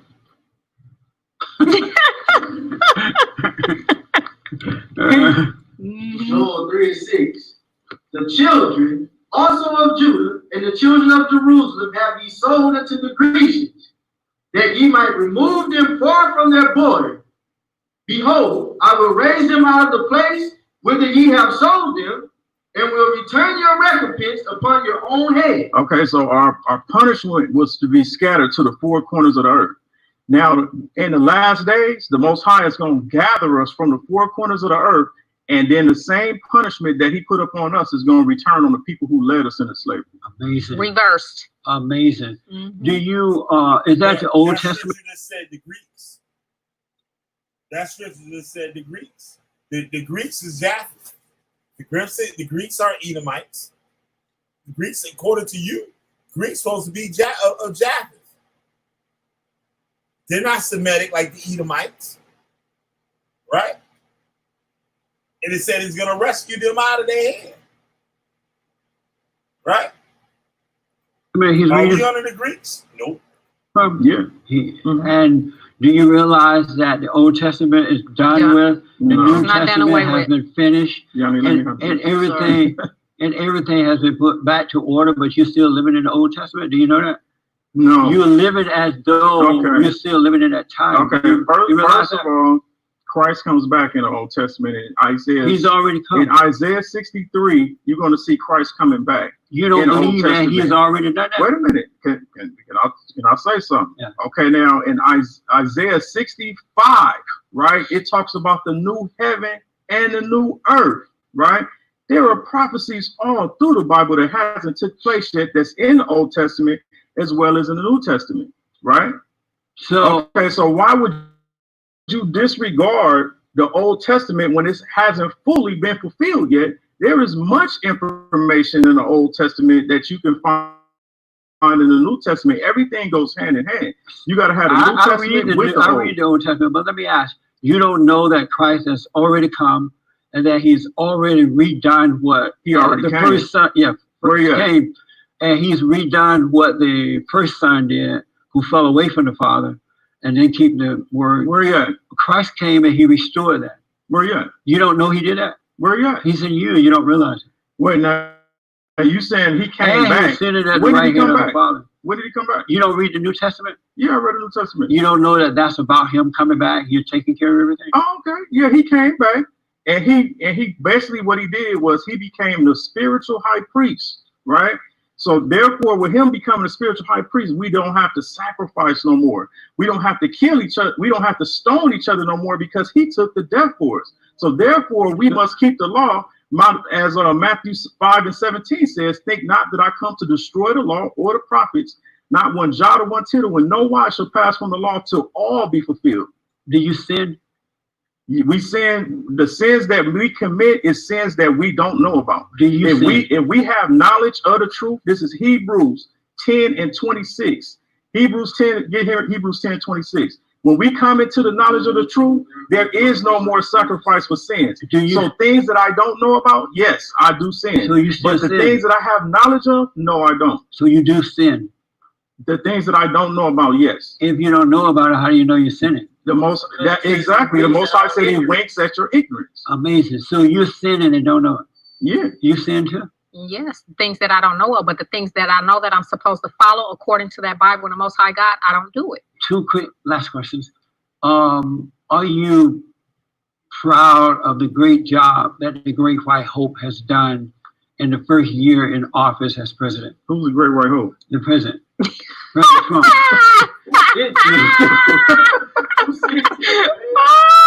Try to shake his hand. Try to shake his hand and see if Right, you and shake see your if he hand. pass you up. Stick your hand out, try to shake his hand and see if you shake your hand. Right. And see how much you love your white hope. So you're not proud of what he's done? No. Did you vote for him? Huh? Did you vote for him? No. Do you vote? No. Oh, Israelites don't vote? No. Oh, okay. And you're not proud of the Great White Hope either? You I don't call him the Great White Hope, You first proud of of all, him? but no, I'm not proud of Trump. Very You much put so. the country first. And my last question, did you have fun? I don't even know how to answer that, man.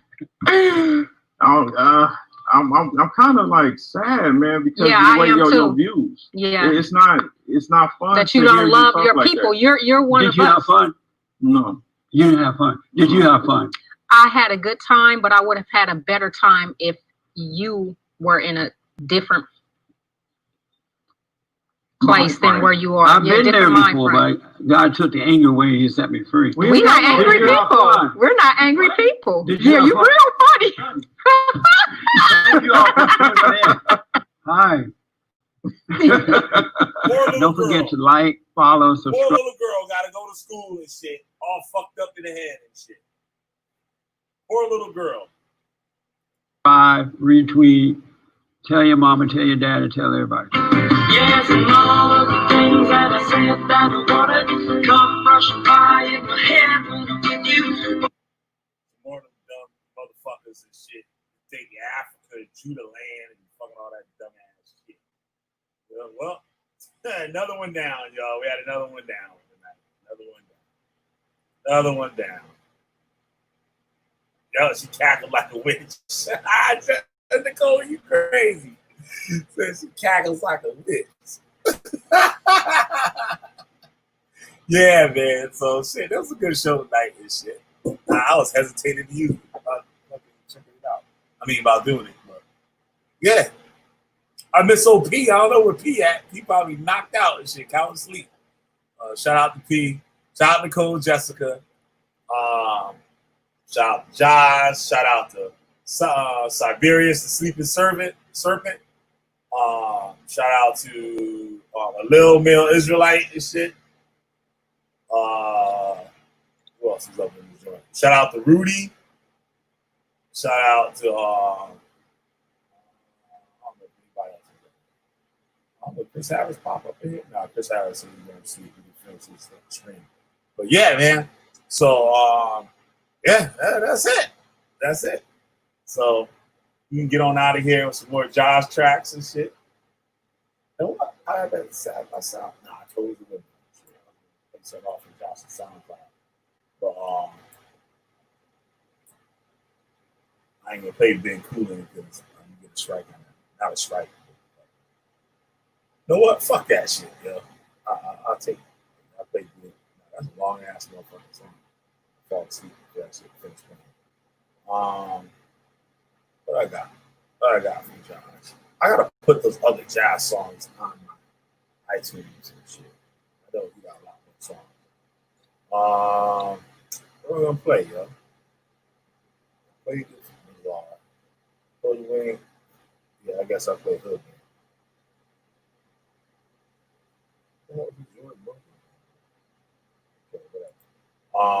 It's Hoodwink. Thanks y'all for tuning in. It's Killer B, the goddamn Witchfinder General. You got a witch, I'm gonna burn their asses up. Y'all know this motherfucker. Not half the time, not some of the time, but all the motherfucking time. Y'all know how I get down. So I'm gonna head my ass on out of here. I'm gonna watch this long ass video. I'm gonna go sleep, listen to it. But yeah. See y'all tomorrow morning. Hopefully I can get up. It's late and shit. Hopefully I can get up like 8 o'clock so I can start a stream and shit. I don't know what I'm gonna talk about yet. I don't know if Chris Harris is gonna, because he's starting work and shit tomorrow. So I don't know. So I'll see what happens tomorrow. If I can't continue, if I can't continue the morning show and shit, I'll make that motherfucker the dinner time show or some bullshit like that. So I don't know. I'll talk to y'all soon.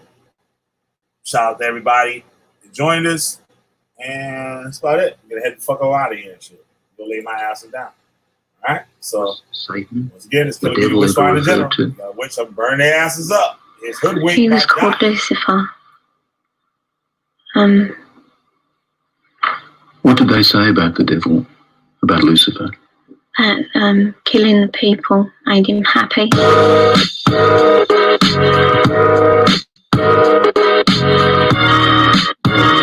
gotta give you a wrench, Jessica. I mean, Nicole, Jessica. I'm gonna give you a wrench and stuff. So you be a moderator on here too. And send them to the dark. Saul mesmerized by the heart. Where them demons go to everyone. That's why cats around need to know. Y'all wanna put y'all in a box. Even insult the ZZ block. Calling cops on brothers just for talking to another. Mercy be upon all mothers. Praise y'all cause the devils can't touch us. We wanna say we bad abroad. No. Make sure y'all check out Hide what you want. John's shit on Mine's bugging. Make sure you check out Siberia stuff. Look how the Legion moves. Self-proclaimed cut paste crews. Wisdom say avoid fools. Cause if they don't listen, you the stooge. There's a difference between firm and niggerish. Firm rebuke is what the sentence is.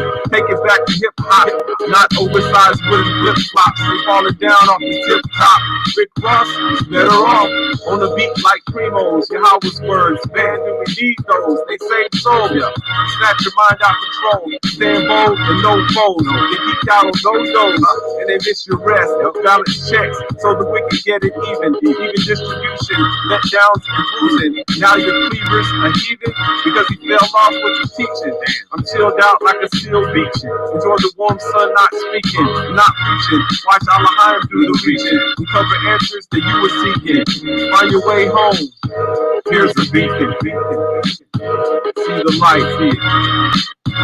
Word, turn home. Y'all follow. A lot of cats out here traumatized. From these mind control. You know what I'm saying? Puppets. Gotta wait. But always know Yahweh fights. Praise Yah. Those who have not. Don't be worried about what others got. Word. Look what he give you. Look at the wealth you have within. You know what I mean?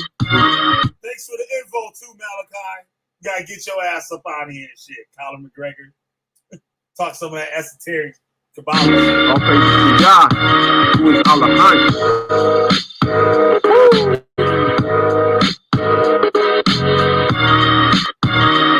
Head nod. Thanks for the beat. Lobster Bill selection. Thanks for the track.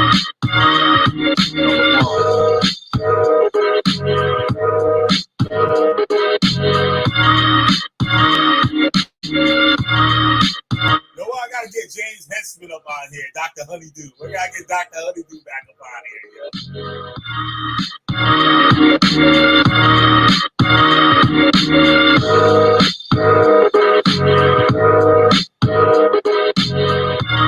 Peace, y'all. Make sure y'all like, share, and subscribe. And I'm out. And with our easy payment plan,